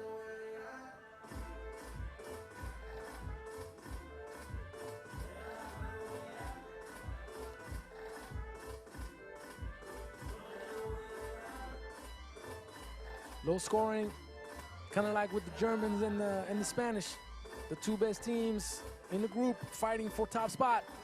Roselor, well contested. She played it 3 quarters and used her length to deny that pass. Wanga went right over the screen. Oh, that's a big shot. Falcao knocks it down. That's a very big shot. Wanga got contested. Belarus deflected the ball out of bounds, less than 5 seconds to shoot. That's a good lob pass. Zamora has been a menace with the back cuts against Hungary. And now Falcao. Once again, Falcao with 3 points in a row. We know the answer for Portugal usually lies within this woman. Oh, the nice move. But the 5-cent finish She kicks it out. Leit takes the left-hand drive to the baseline. Very nice. Very nice. And Falcao could have knocked it down. Looked good from where I'm sitting. France gets a little bit of movement, and Zamora way too fast. That's the advantage. But Zamora is doing a great job contesting. If you see, Falcao has not been going on the tear close to the basket. She found the answer right now with the mid-range and the two-point shot, which is not what we saw her do in the first game. So defensively, France is doing things right at this point. But great players find answers. Great players find solutions, and Falcao is so impressive. Good defense, great anticipation from Zamora, and Mavwanga, great pass, great look. Finally, close to the basket. And Zamora once again super active. Mavwanga, extra pass, Leit by herself for 2. Yes, this is big. France is taking an option right now. They're not backing down. They're making sure that they let their presence known. Mavwanga got hit in the jaw. Yep, it's part of the game. It's part of the game, no foul there. Mismatch all day. Zamora with the left, very strong. She's doing it all for France. She plays defense on Falcao. She creates opportunities for teammates, finishing up close to the basket and forcing turnovers. Great defensive possession from France. And Portugal getting pushed back. Falcao and Diallo are gonna have to find answers. Rogério is gonna have to find opportunities from behind the two-point line. Mavwanga probably should have passed it out. Now we see Falcao. Ooh! It was well contested, but very difficult. Very difficult to contain the inside force of Falcao. Mavwanga did her best. They contest. Rogério, very well played. Falcao cleared the path for her. Beautiful screen. In the space, the mismatch is there. Whatever you do to me, I will do to you too. Roselot giving Portugal its own medicine. They're forcing the switch, giving the ball inside. And the height advantage was way too big for Portugal to be able to contest. Rogério could not stop Roselot. Leit contests well, very good defense, Mora. But you have to give credit to Leit, who did not allow Diallo to utilize Falcao on the high post position. Wow, the good pass. She touched the rim, the good knockout. It's a 2, and it knocks down the 2s, and Mura, 12-8. Great lob pass. Falcao, once she gets position, she is a menace down there. And you see how she contested Roselot on the come up? She is so quick, so nifty with her hands. You saw it the first game against Hungary. Every single time the girl that recovered the rebound and was trying to get outside to transition was getting the ball deflected from Falcao. She's such a mix of size, but quick hands, shooting touch. Very, very, very impressive. I love the duo that I'm seeing on both sides. Roselot on one end, doing damage with her length. Falcao doing damage with her strength. Love it. Absolutely love it. What a matchup. Look at this, Falcao. She's saying, I'm here in Lisboa, at home. Where you going, Zamora? 12-9. Mavwanga had only 2 seconds left to shoot. Can't get mad at that.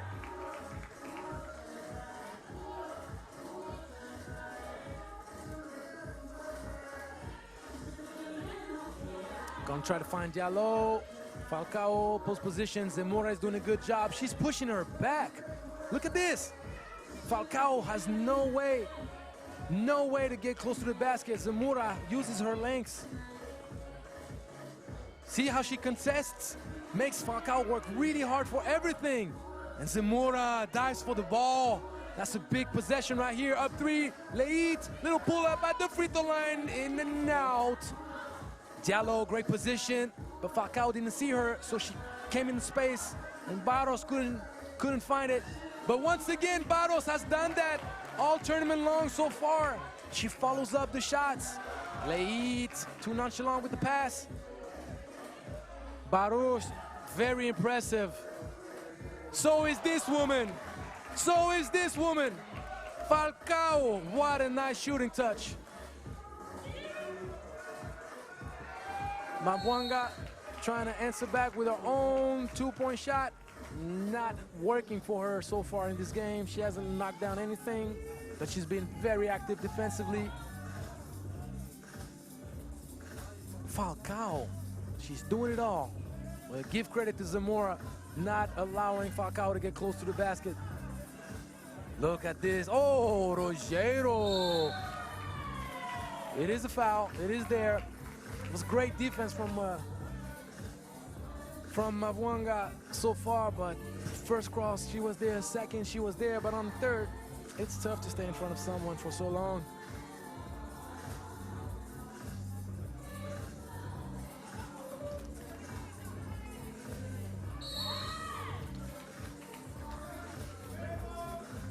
Red foul. 4 fouls apiece. 5th foul now for Portugal. And we have a ball game, 12-11. Is it gonna be a nail-biting game again? Voila, mademoiselle, she heard me. I told her, either it's high or it's gonna be a bounce pass. And sure enough, Falcao trying to free up Rosario for a two-pointer. Gets called for the offensive foul. Mabwanga with a great look right before that. Forced up Falcao on the screen. Little bounce pass, well adjusted. Give me that, give me that.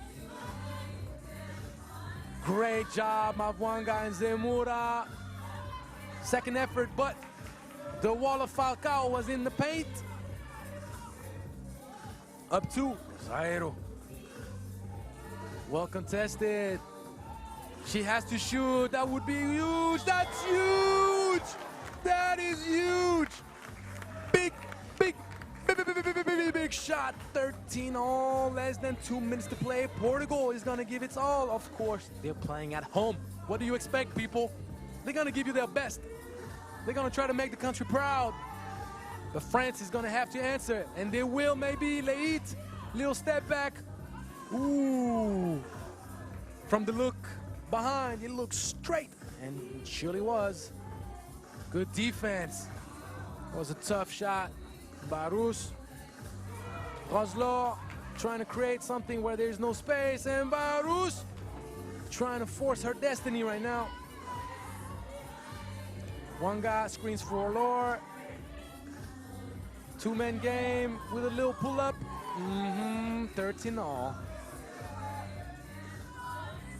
Diallo is going to be forced to play one-on-ones against Leit. 5 seconds left. She's doing a little step back. That's a big shot.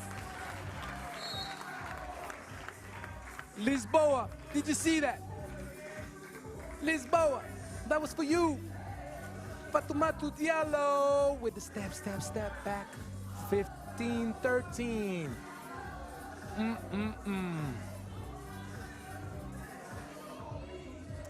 Little play run.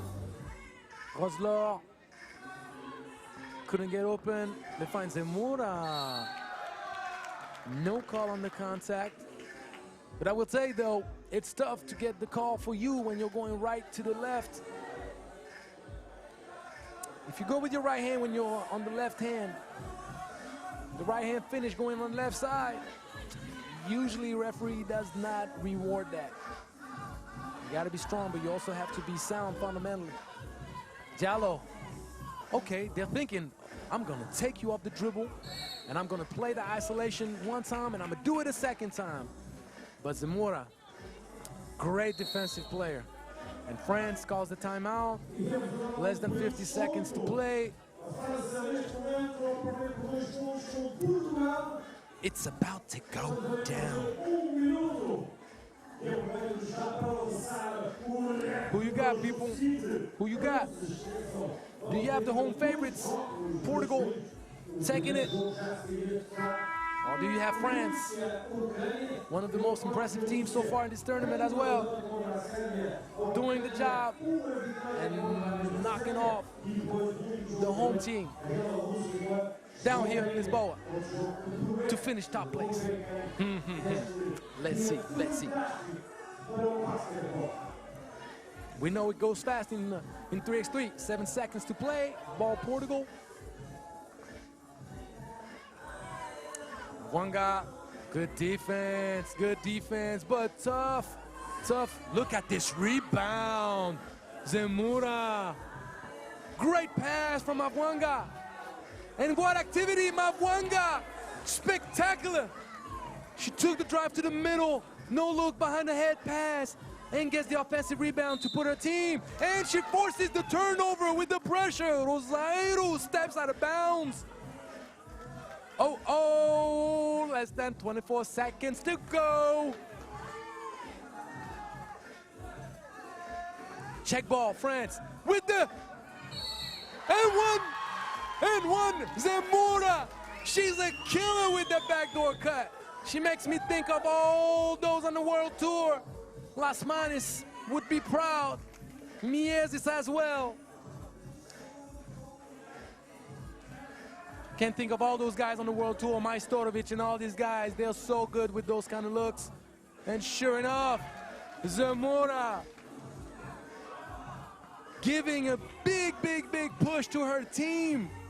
7th team foul for Portugal. She knocks both down. France up 2. This is huge. And Mavwanga, look at this defense. She's relentless. She's like, no. You're not going to get it late. Belarus, Falcao, she has to shoot it. She's huge. My God. Oh, my God. Mavwanga for the win. The rebound. Zemura for the win. Game time, France. That was such an amazing game. Amazing game. Wow. Amazing. Falcao, fantastic.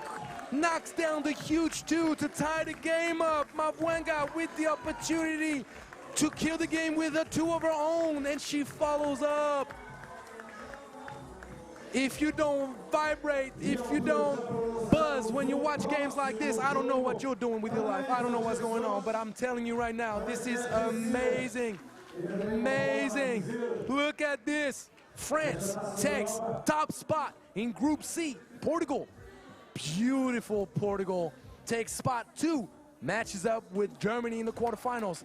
I cannot wait for the quarterfinals. I'm not going to lie to you.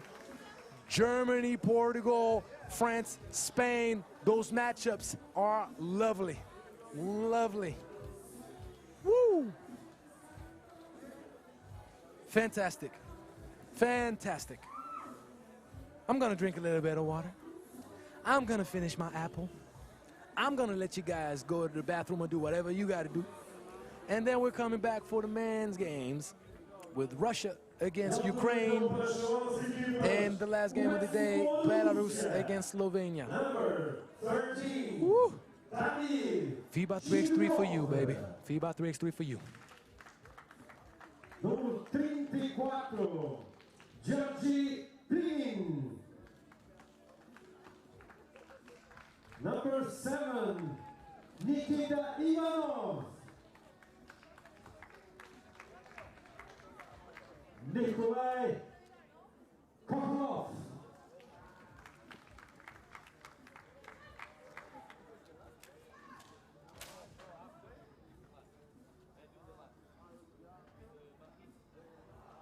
E agora a altura para chamar a equipa da Ucrânia.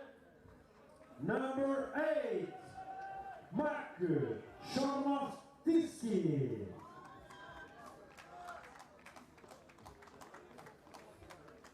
'35, Alexander Onyeshin. Number 5, Rostislav Kalanov. 13, Vladislav Senarich.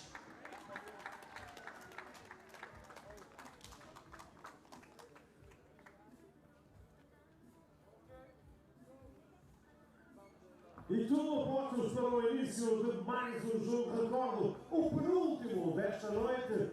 Jogam as equipas da Rússia e da Ucrânia. Blitz, como é que estás, Blitz? Estás a gostar do dia? O nosso Lisboa ibérico, mascote do basquetebol masculino. Ele que esteve presente na apresentação da mascote feminina, a Tiri. Para quem não sabe, a Tiri reúne os nomes de duas grandes atletas nacionais, Tisha Picheiro e ainda Benny Andrade. Ambas estiveram na liga mais espetacular, na WNBA.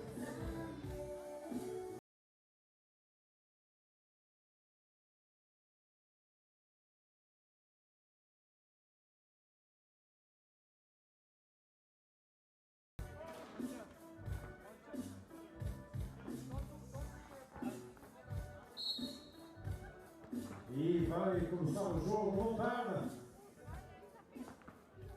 No primeiro jogo, logo, recordo que a Rússia perdeu com a Sérvia.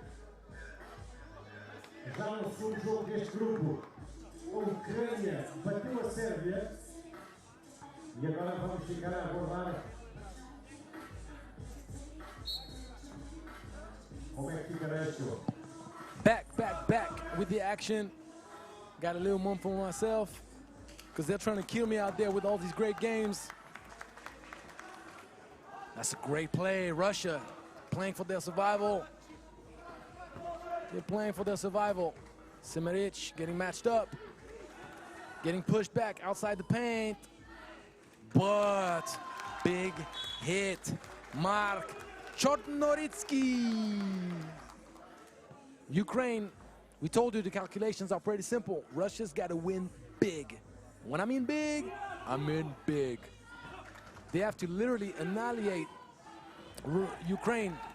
When you see the intensity from the Ukrainians, I don't really see it happening, to be honest, but we've seen crazy things happen in 3x3. So we'll give it a few minutes and we'll figure it out.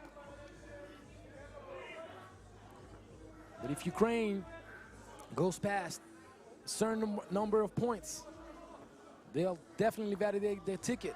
And with a win, they'll finish top of the group. Yashin hesitated. The dissuasion from Shiglikov made him double clutch it, try to pass it last second. Tough. See, I'm getting some love from my people on Twitter. They saw the game, France against Portugal. It was a fantastic game.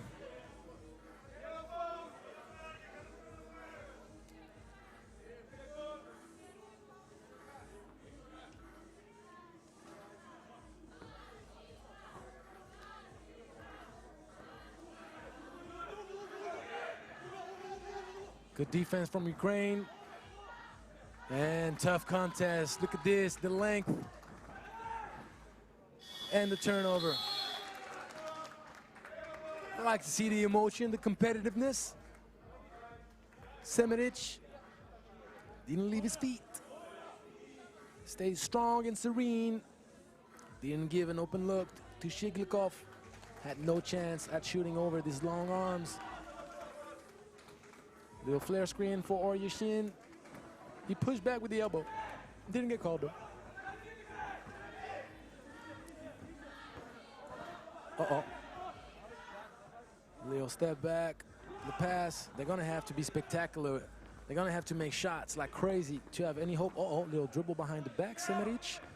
Switch the angle of the screen and the nice bounce pass, but give credit to the defense. Give credit to the defense. Huklov was there, did not allow the bounce pass to go through.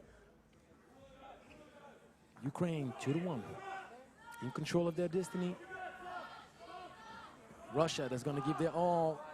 And Ivanov still no love. He has not found his way all tournament long. Didn't find any shot. But let's not forget, it's windy out there. It is windy. But other people has managed to find their way to the basket, and they have found their way to the bottom of that net from 2-pointers. So if Russia has any hope to win this game without even counting anything, without calculating, just winning. Well, good defense. There you go. There you go, Nikita. Nikita Ivanov. Nice, nice, nice indeed. That was great defense, even though he was overmatched lengthwise. Great energy will pay off. Never forget that. Great energy will pay off. Flare screen, Ivanov. Two-man game. You have to understand, Semeric is super tall, super long. And I'm going to tell you the same thing, kiddo, that I told Mavwanga. You either throw it high, high, high, or you bounce past that thing. I can send you the master class from the Open de France that we played with Team Paris, but it's something else. There you go. Ivanov, very well. That's what a great shooter has to do. He has to find a way to put the ball in the basket some way, somehow. Oryashin with the left. Big shot. And the Russians, after the rebound, turn it over. They underwent the Ukrainian pressure. I like what I see from this Ukrainian team. They are aggressive. They don't let anything go. They fight for everything.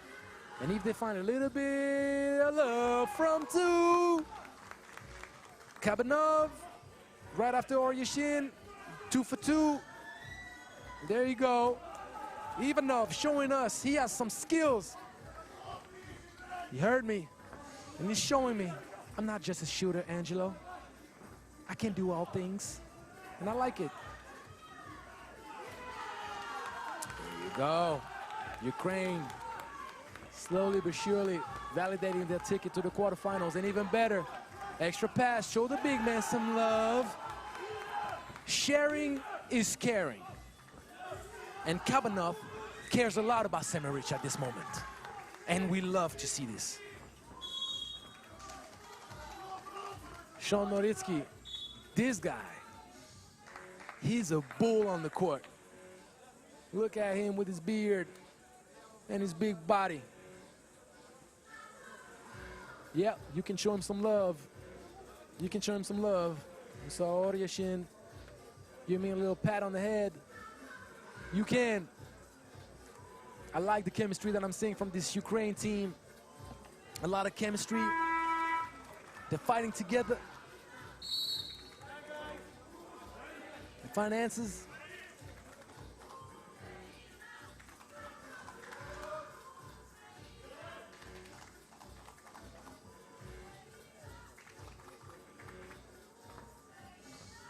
And the ladies from Russia, they're trying to show support, giving some energy to their guys. That's good. That's the 3x3 family. Semeric drew the foul. The matchup was too difficult. Matchup was too tough. Georgi Pligin had no chance at stopping Semeric. The length difference was too big. And look at the kiddo. Nice. He has it. Pligin didn't clear. Ivanov, very well. Ivanov giving his best, giving his all. He's fighting. Nice bounce pass. And Hokhov making sure he has his teammates back. Making sure he protects his teammates back. Deflects the ball out of bounds, but unfortunately, Ukraine just running away with this. 9-4. Kabanov. Oh, they're just having fun now. They're just having fun. They're destroying Russians' hopes.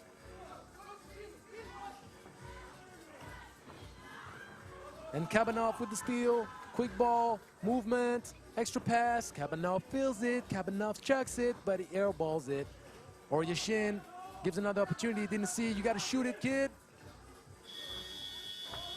And with the effort, extra pass, he saves it. You got to get the ball moving, 9 seconds. Man, show us a little craftiness with everything. In and out, cross it, stop it, pull it. Chornorytsky is dead tired. We see him in the corner, hands on his knees. He's giving a lot of energy. You gotta love this kid.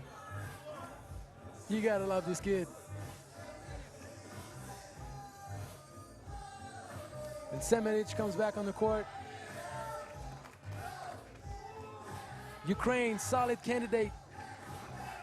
Solid candidate. We'll see what we're gonna have from those other teams tomorrow. The other groups will play. Tomorrow is gonna be a long day because unfortunately we had to, oh, Semenic. We had to push a few games from Group C. On the men's side, we're only gonna have one game from Group C, which is the last one of the day, right after this one. Kabanov throwing up a prayer. And Oryashin pushed in the back. Pligin for the rebound. 12-4. We could say Russia is out. 12-4. Mathematically, they're already out. And Semenic not giving an inch to the Russians close to the basket. Nothing. No love. There you go. Better late than never. Ivanov, I love it, kid. Keep fighting. Keep fighting, kid. That's the way you got to compete. You got to compete. Even if you're out, try to win this game. That's the way you need to do things. He's carrying his team. I think he scored all 6 points of his team, or close to it. I have to check, but I believe that's the case. He made 3 layups and a 2, so that's already 5. And I don't remember who else scored for Russia. He pretty much scored all the points if he didn't officially do it. Keep fighting, kid. Keep fighting. And the Russians, they have to keep playing and working because today is a learning experience for everybody. There you go. Begin. Gave an opportunity with the offensive rebound, but well contested. Semenic. So lengthy. So lengthy.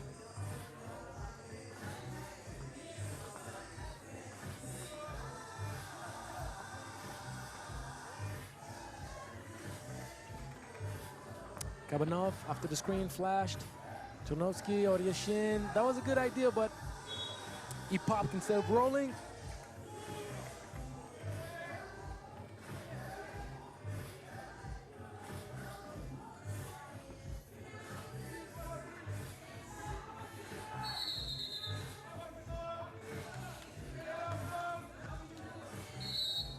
TV timeout.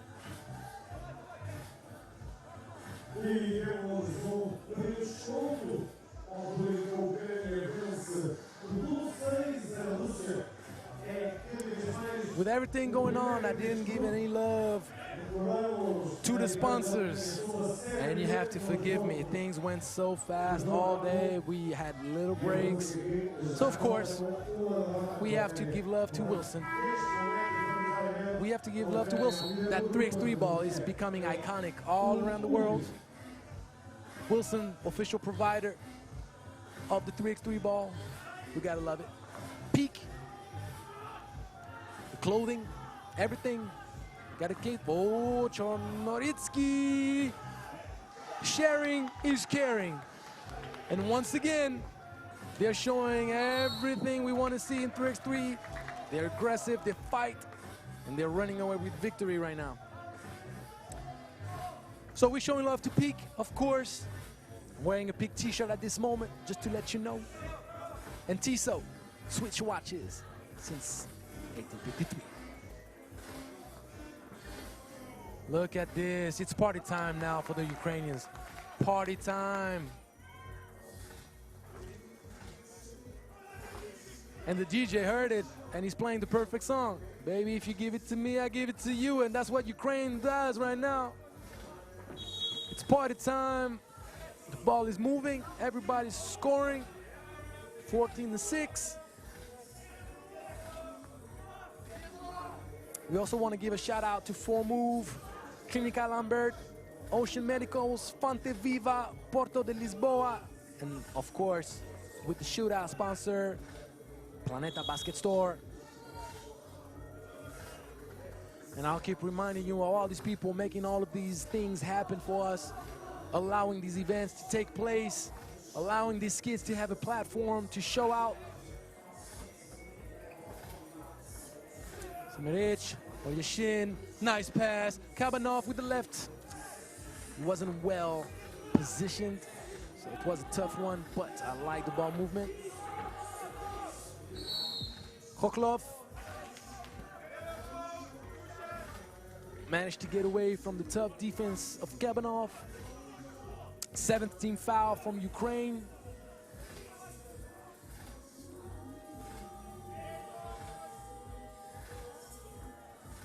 And Damir Shiglikov is gonna have 2 free throws to try to bring Russia closer. And he misses the first one.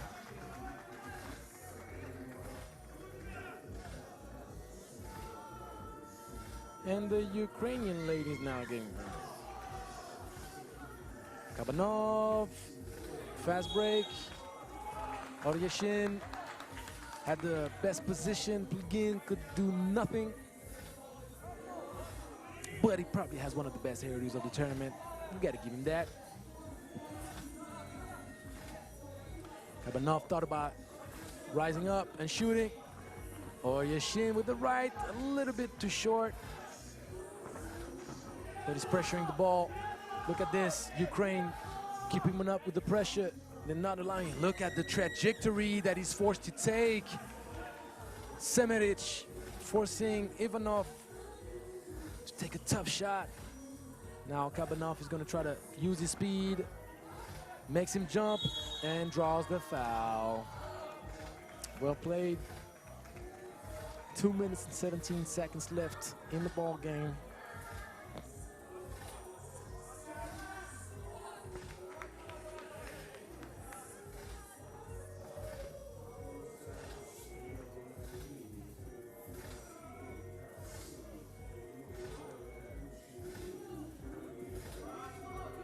Both teams will be in the penalty on the next foul, but right now Ukraine is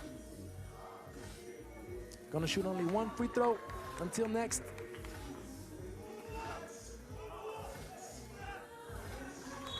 The idea was good, execution less. Khoklov saw the right thing.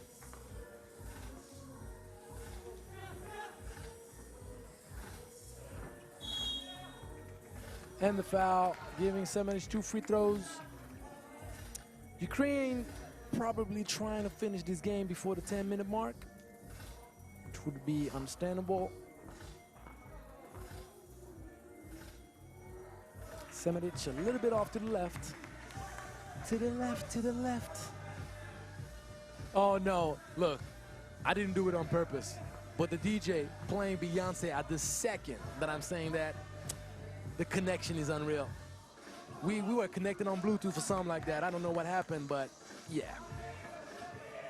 He fed off my energy. That's what happened. Thank you, Mr. DJ. Man, can't get anything going. There you go. There you go. Shiglikov with the second, third effort. Made it. And we see coming in the stands, Belarus, the men's team, gonna play the first game of Group C. Yes, it is a foul. Young Plugin, it is a foul. 2 free throws coming up.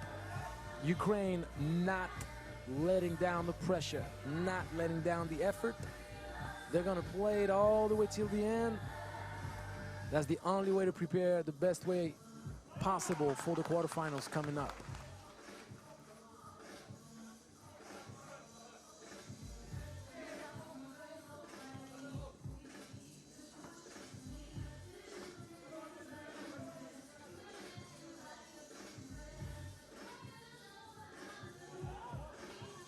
Kind of fell asleep for a second. Like, I don't know if The Russians thought that they had a third free throw going on, but ball given back. Plugin couldn't secure. Well played. Well played. Oryashin faked out the come up to go down in the back of the defense. Great cut. Just as good of a pass. 17-9, a minute 34. Try to do it again. Not twice, though. Great defense from Ivanov, but unfortunately, there's a little bit missing. Yep, it is a foul. It is a foul. Is it the hands or is it the jewels? Trying to figure it out, but with the way he's walking, yeah. Oryashin feels what all men don't want to feel. The jewels are getting shaken up a little bit, but it's okay. Walk it out and knock down free throws. That's the best answer. That's the best answer. You knock down free throws, you feel better.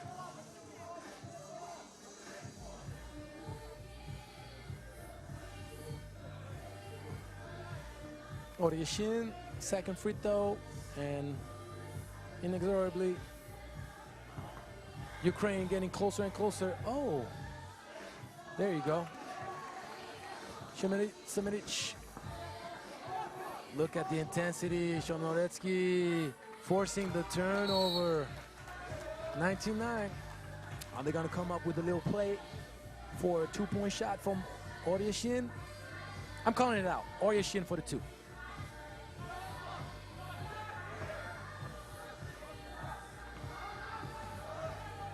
Well, great defense. Oh, great touch on the finish. Plugin fought for the rebound.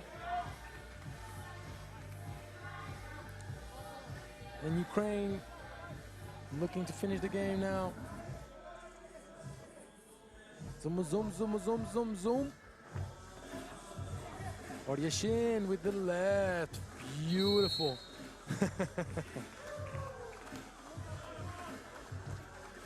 Oryashin with the left, 21-9.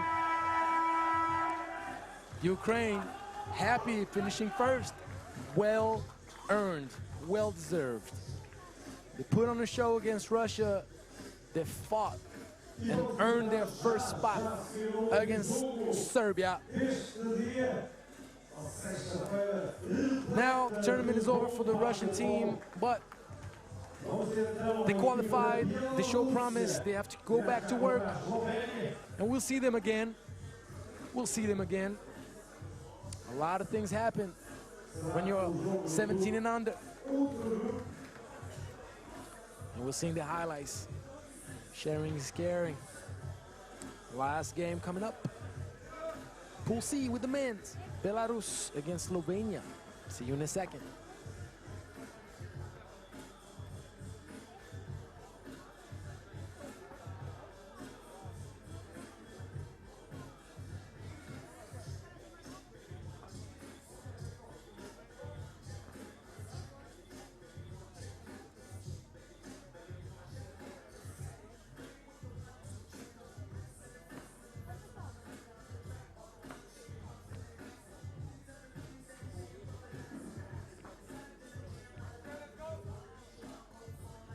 Senhoras e senhores, vamos então para a última chamada, para o último jogo desta sexta-feira.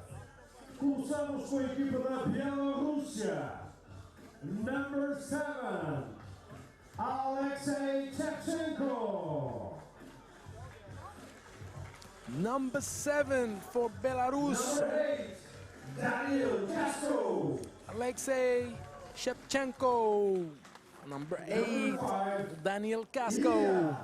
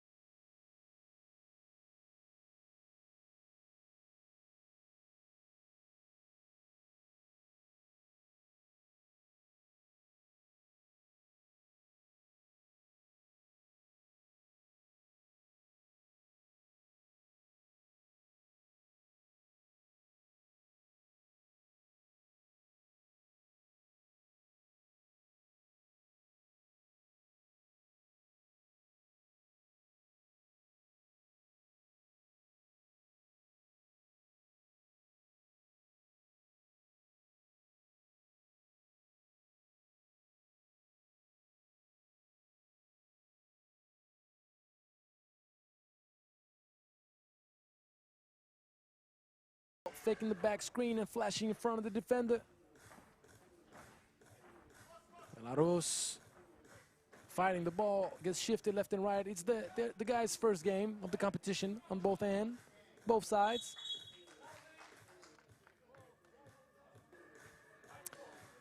Once again, jump ball to the defense.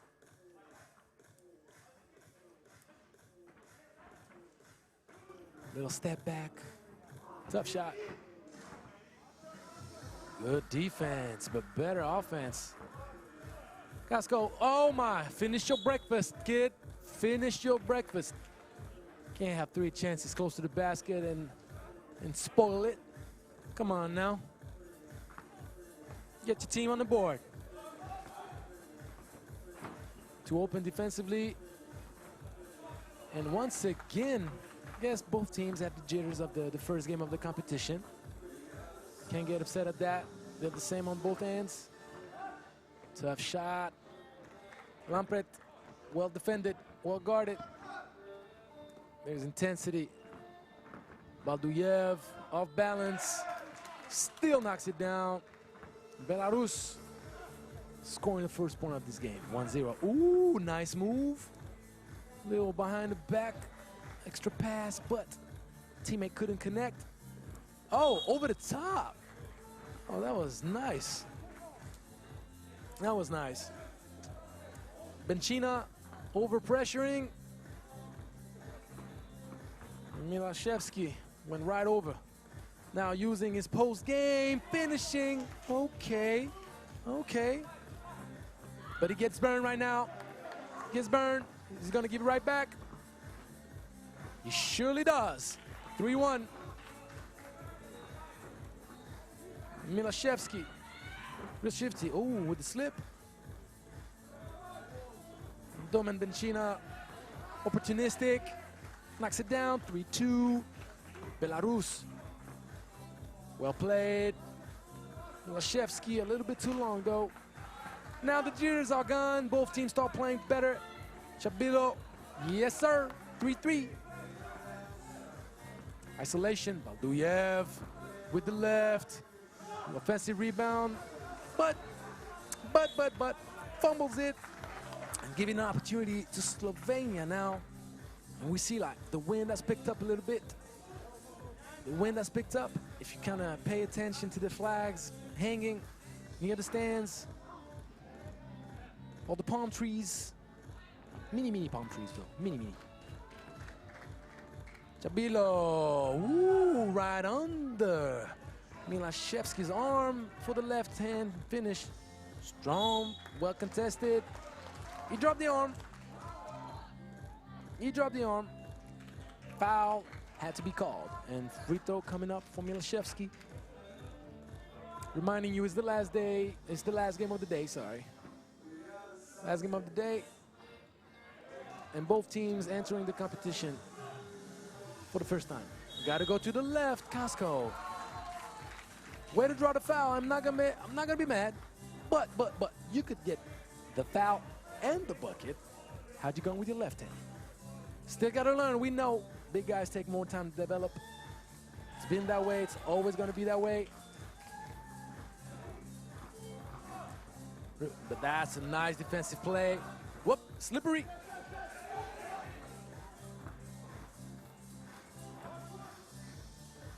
Doesn't want to finish with his left, as I see, but he still gets the bucket this time around. Lampret, he's long, but he steps out of bounds.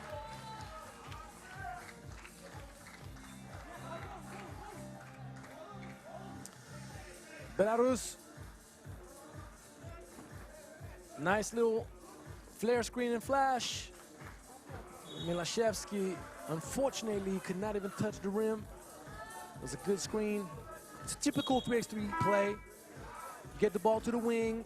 Opposite man comes, set a flare screen, force the defense to make a decision. That's the defense switch. And then you end up with the big being guarded by the small guy as is flashing to the basket. You also get the opportunity, if there's miscommunication on the defense, to get an open shot with the flare screen on the other wing. If there's not an open shot, you can still reverse the ball, and then the guard is getting matched up with the big man on the outside. So it's standard it gives options. Still got to execute it right. Still got to have good timing. Because no matter what you do in 3x3, details will always make the difference. Always make the difference. For example, outlet passes, Chabilo, yes sir. Yep, it is a foul. Casco trying to shoot right, going to his left. Makes it easy on the defense and definitely easy for the referee not to call the foul. Yep, Milashevsky. He's telling the referee that he got hooked on the drive, but Mademoiselle Delacote only could see the intervention on the arm. Chabilo with the free throw. Them getting animated a little bit. 6-5, potentially 7. And he surely knocks it down. Balduyev, in and out. Lampret, good position, strong, use the mismatch with the length. Good pass, and Casco dunks it home. That's also one of the subtleties about 3x3 is being able to make quick reads. The defense made its choice. The flash was in the right timing. You still got to be able, wide on the dribble, to make that pass. Good hands from Casco. And he recovers the ball. Being able to make quick reads right off the dribble. One dribble, two dribble. The pass got to come within the dribble. You got to be dribbling with your head high. There you go, Balduyev. Hey, all righty. Dunk with the left hand. Milashevsky being a bit frustrated, but he did anticipate too much and was too aggressive. Didn't allow for Chabilo to take the drive. Nice. Nice head fake, but good recover. Shevchenko didn't get fooled by the head fake and the cross. Didn't get fooled.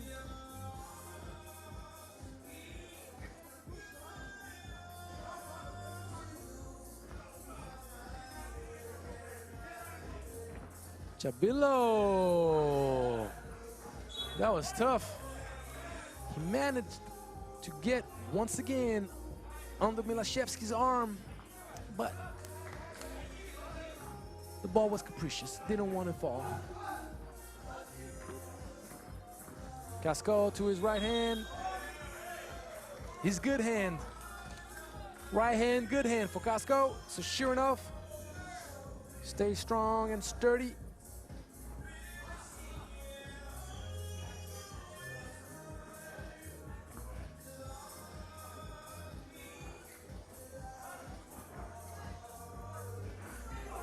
And all of us love all of 3x3, I can tell you that, as we hear the DJ.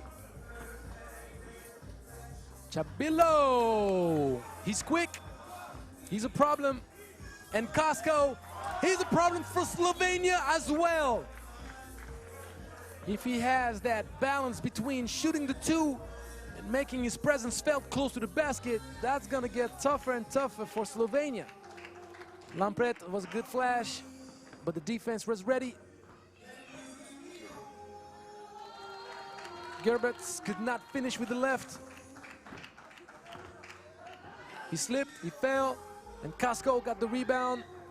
And once again, finishes.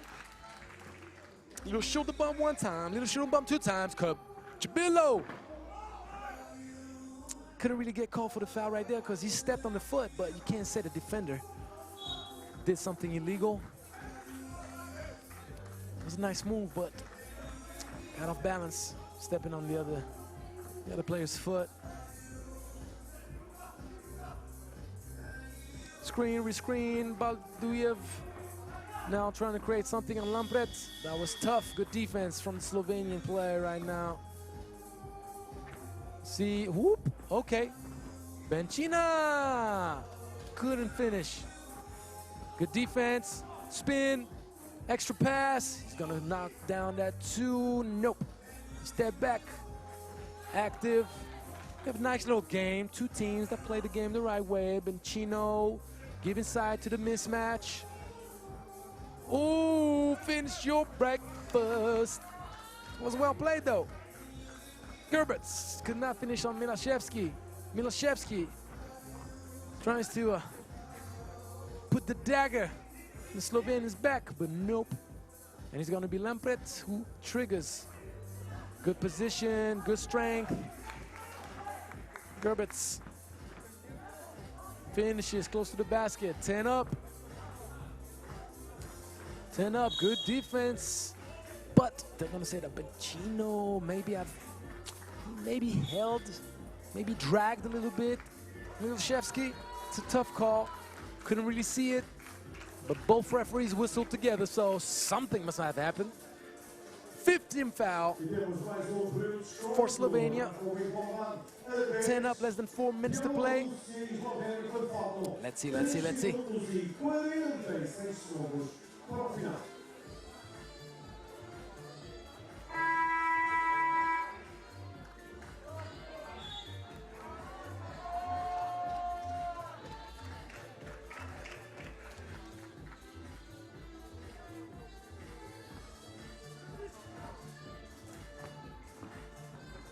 Casco! He may not have a left hand, but I'll tell you what though, his right hand is deadly, and he got a big body. Nice defense. Shevchenko and Casco for the donkey. Lampret getting locked up. Look at this, Casco with the length, but nifty with the finish. Okay, didn't want to give Casco any chance to contest at the basket. Second effort, Casco doing it all with the assist. And Shevchenko with the block and then the layup. Balduyev thinking about the shot, but he's taking the drive to his left. Once again, try to finish with the right, going to his left, so give Lampret an angle to block it. Bencino getting blocked again. It's a block party. Join the block party down in Lisboa. It's the block party now. No one wants to share the barbecue. Nope. They say it's all mine. But Chabilo says it is mine too. 13 up. 2 minutes 39. Good defense. Locks up. Milashevsky makes the little pass to Lampret, gets the ball back. Chabilo with the speed. Oh my, Casco, great hands. And then he's gonna be like, I'm too strong for you, kid. I'm too strong. Look at me. My name is Casco. Chabilo rises up. Difficult shot because he doesn't get a lot of lift with his shooting form. And Casco with the flash. Well played! Belarus pulling away. Casco doing it all. The man of the hour for Belarus. 15-13. Free throw to follow. 16 foul for Slovenia. Belarus pulling away. Slovenia seems to find no answers to the Casco problem.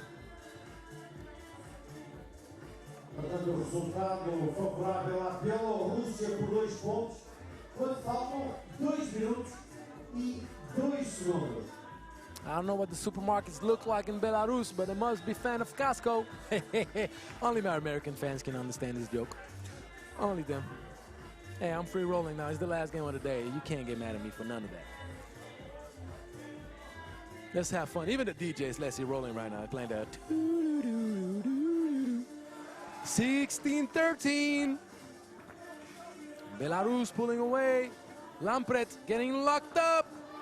He's locked up. Shout out Kyle Montgomery. But, one man is not locked up. Is Bencino. He's thinking about doing it again. Lampret does it. That was a big shot. Casco probably gonna try to play it. And he's gonna finish, but once again going to his right shoulder. Not the best move when you're driving left. And this man is a problem on the drive. He's a problem. Domen Bencino.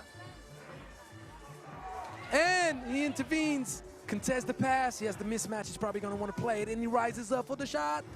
Ooh, 16 up. Milashevsky speeds up, puts his body. Oh, no love on the finish. That's a heartbreaker right here. And Benchina now. Oof, Milashevsky almost had it. Belarus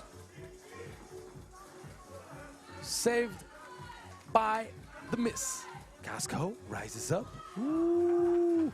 Both teams want to kill each other with that two-bomb range.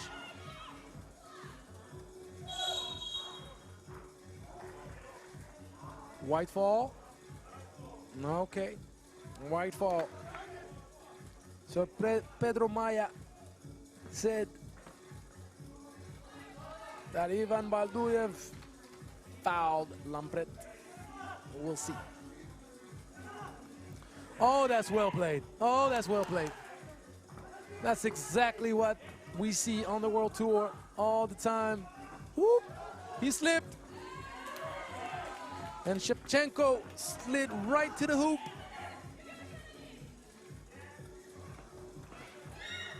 Well defended. Balduyev gave Chabirlo nothing. 17 up, 12 seconds and 7 tenths, but it's only 3 seconds for the Slovenian to take the shot. Yes, he drew the foul. Oh, he drew the foul. And he's going to give only one free throw, though. Only one. Because Belarus is not in the penalty. But, Slovenia with a chance to go up one with less than 12 seconds. Slightly more than 10. He's bleeding a little bit, so Benchina, nope. Benchina has to come in and step in because Chabilo has blood on his knee. The referee is like, Oh, he knocks it down. Belarus with the drive. Casco does it all and misses the easiest layup. No, Belarus. Casco, who did the hardest. He managed to drive past the defender, create enough space to go back to his strong hand. Oh, that's tough. That's tough, but that's 3x3 for you. It happens all the time. It happens all the time. Well, that's a wrap on day one. Man, Slovenia can get happy because they had no answer for the problem. Casco, I'll tell you this. They had no answer for him.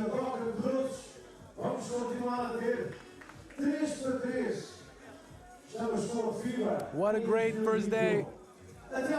Great first day of competition. We're watching a little bit of highlights.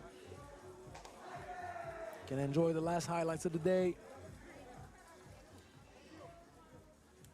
Once again, we want to thank 4Move, Clínica Lambert, Ocean Medicals, Fonte Viva, Porto de Lisboa, Planeta Basket Store, and our big partners, Wilson, Tissot, and Peak, for allowing this event to happen and giving this platform to these younglings. Your host for the day and for tomorrow and for the rest of the tournament, Angelo Tsagorakis. It was my absolute pleasure to have spent the day with you. We see the results. Germany beat Romania, smackdown. France did the same to Hungary, which was a tough matchup. Strong performance by the French team. Romania got then exited from the tournament from Spain. And then Hungary and Portugal gave themselves a thriller, gave us a great show. Portugal came on top. They had to be a loser. Hungary would have deserved to go to the quarterfinals, but Portugal validated the tournament. So Serbia beat Russia, put the smack down. Ukraine beat Serbia. That was also a shocker a little bit, especially when you saw the performance from Serbia against Russia. But Ukraine confirmed the good form against Russia, and then the last game of the day that you just saw, Slovenia, that won another thriller against Belarus. Thank you very much for following the competition. Thank you for the feedback that I received online, the messages and everything. I hope you enjoyed your first day, but you better be here tomorrow to see the other teams that are going to fight and try to qualify for the quarterfinals. But after day one of competition, if you're not excited, if you're not curious to see what the other teams fighting for the knockout round are, then I don't know what to tell you. I don't know what to tell you. So I'm counting on you to be here tomorrow and be here for the last day for a great tournament with the future of 3x3. Was Angelo Tsagorakis. You all have a great night, and I'll see you tomorrow.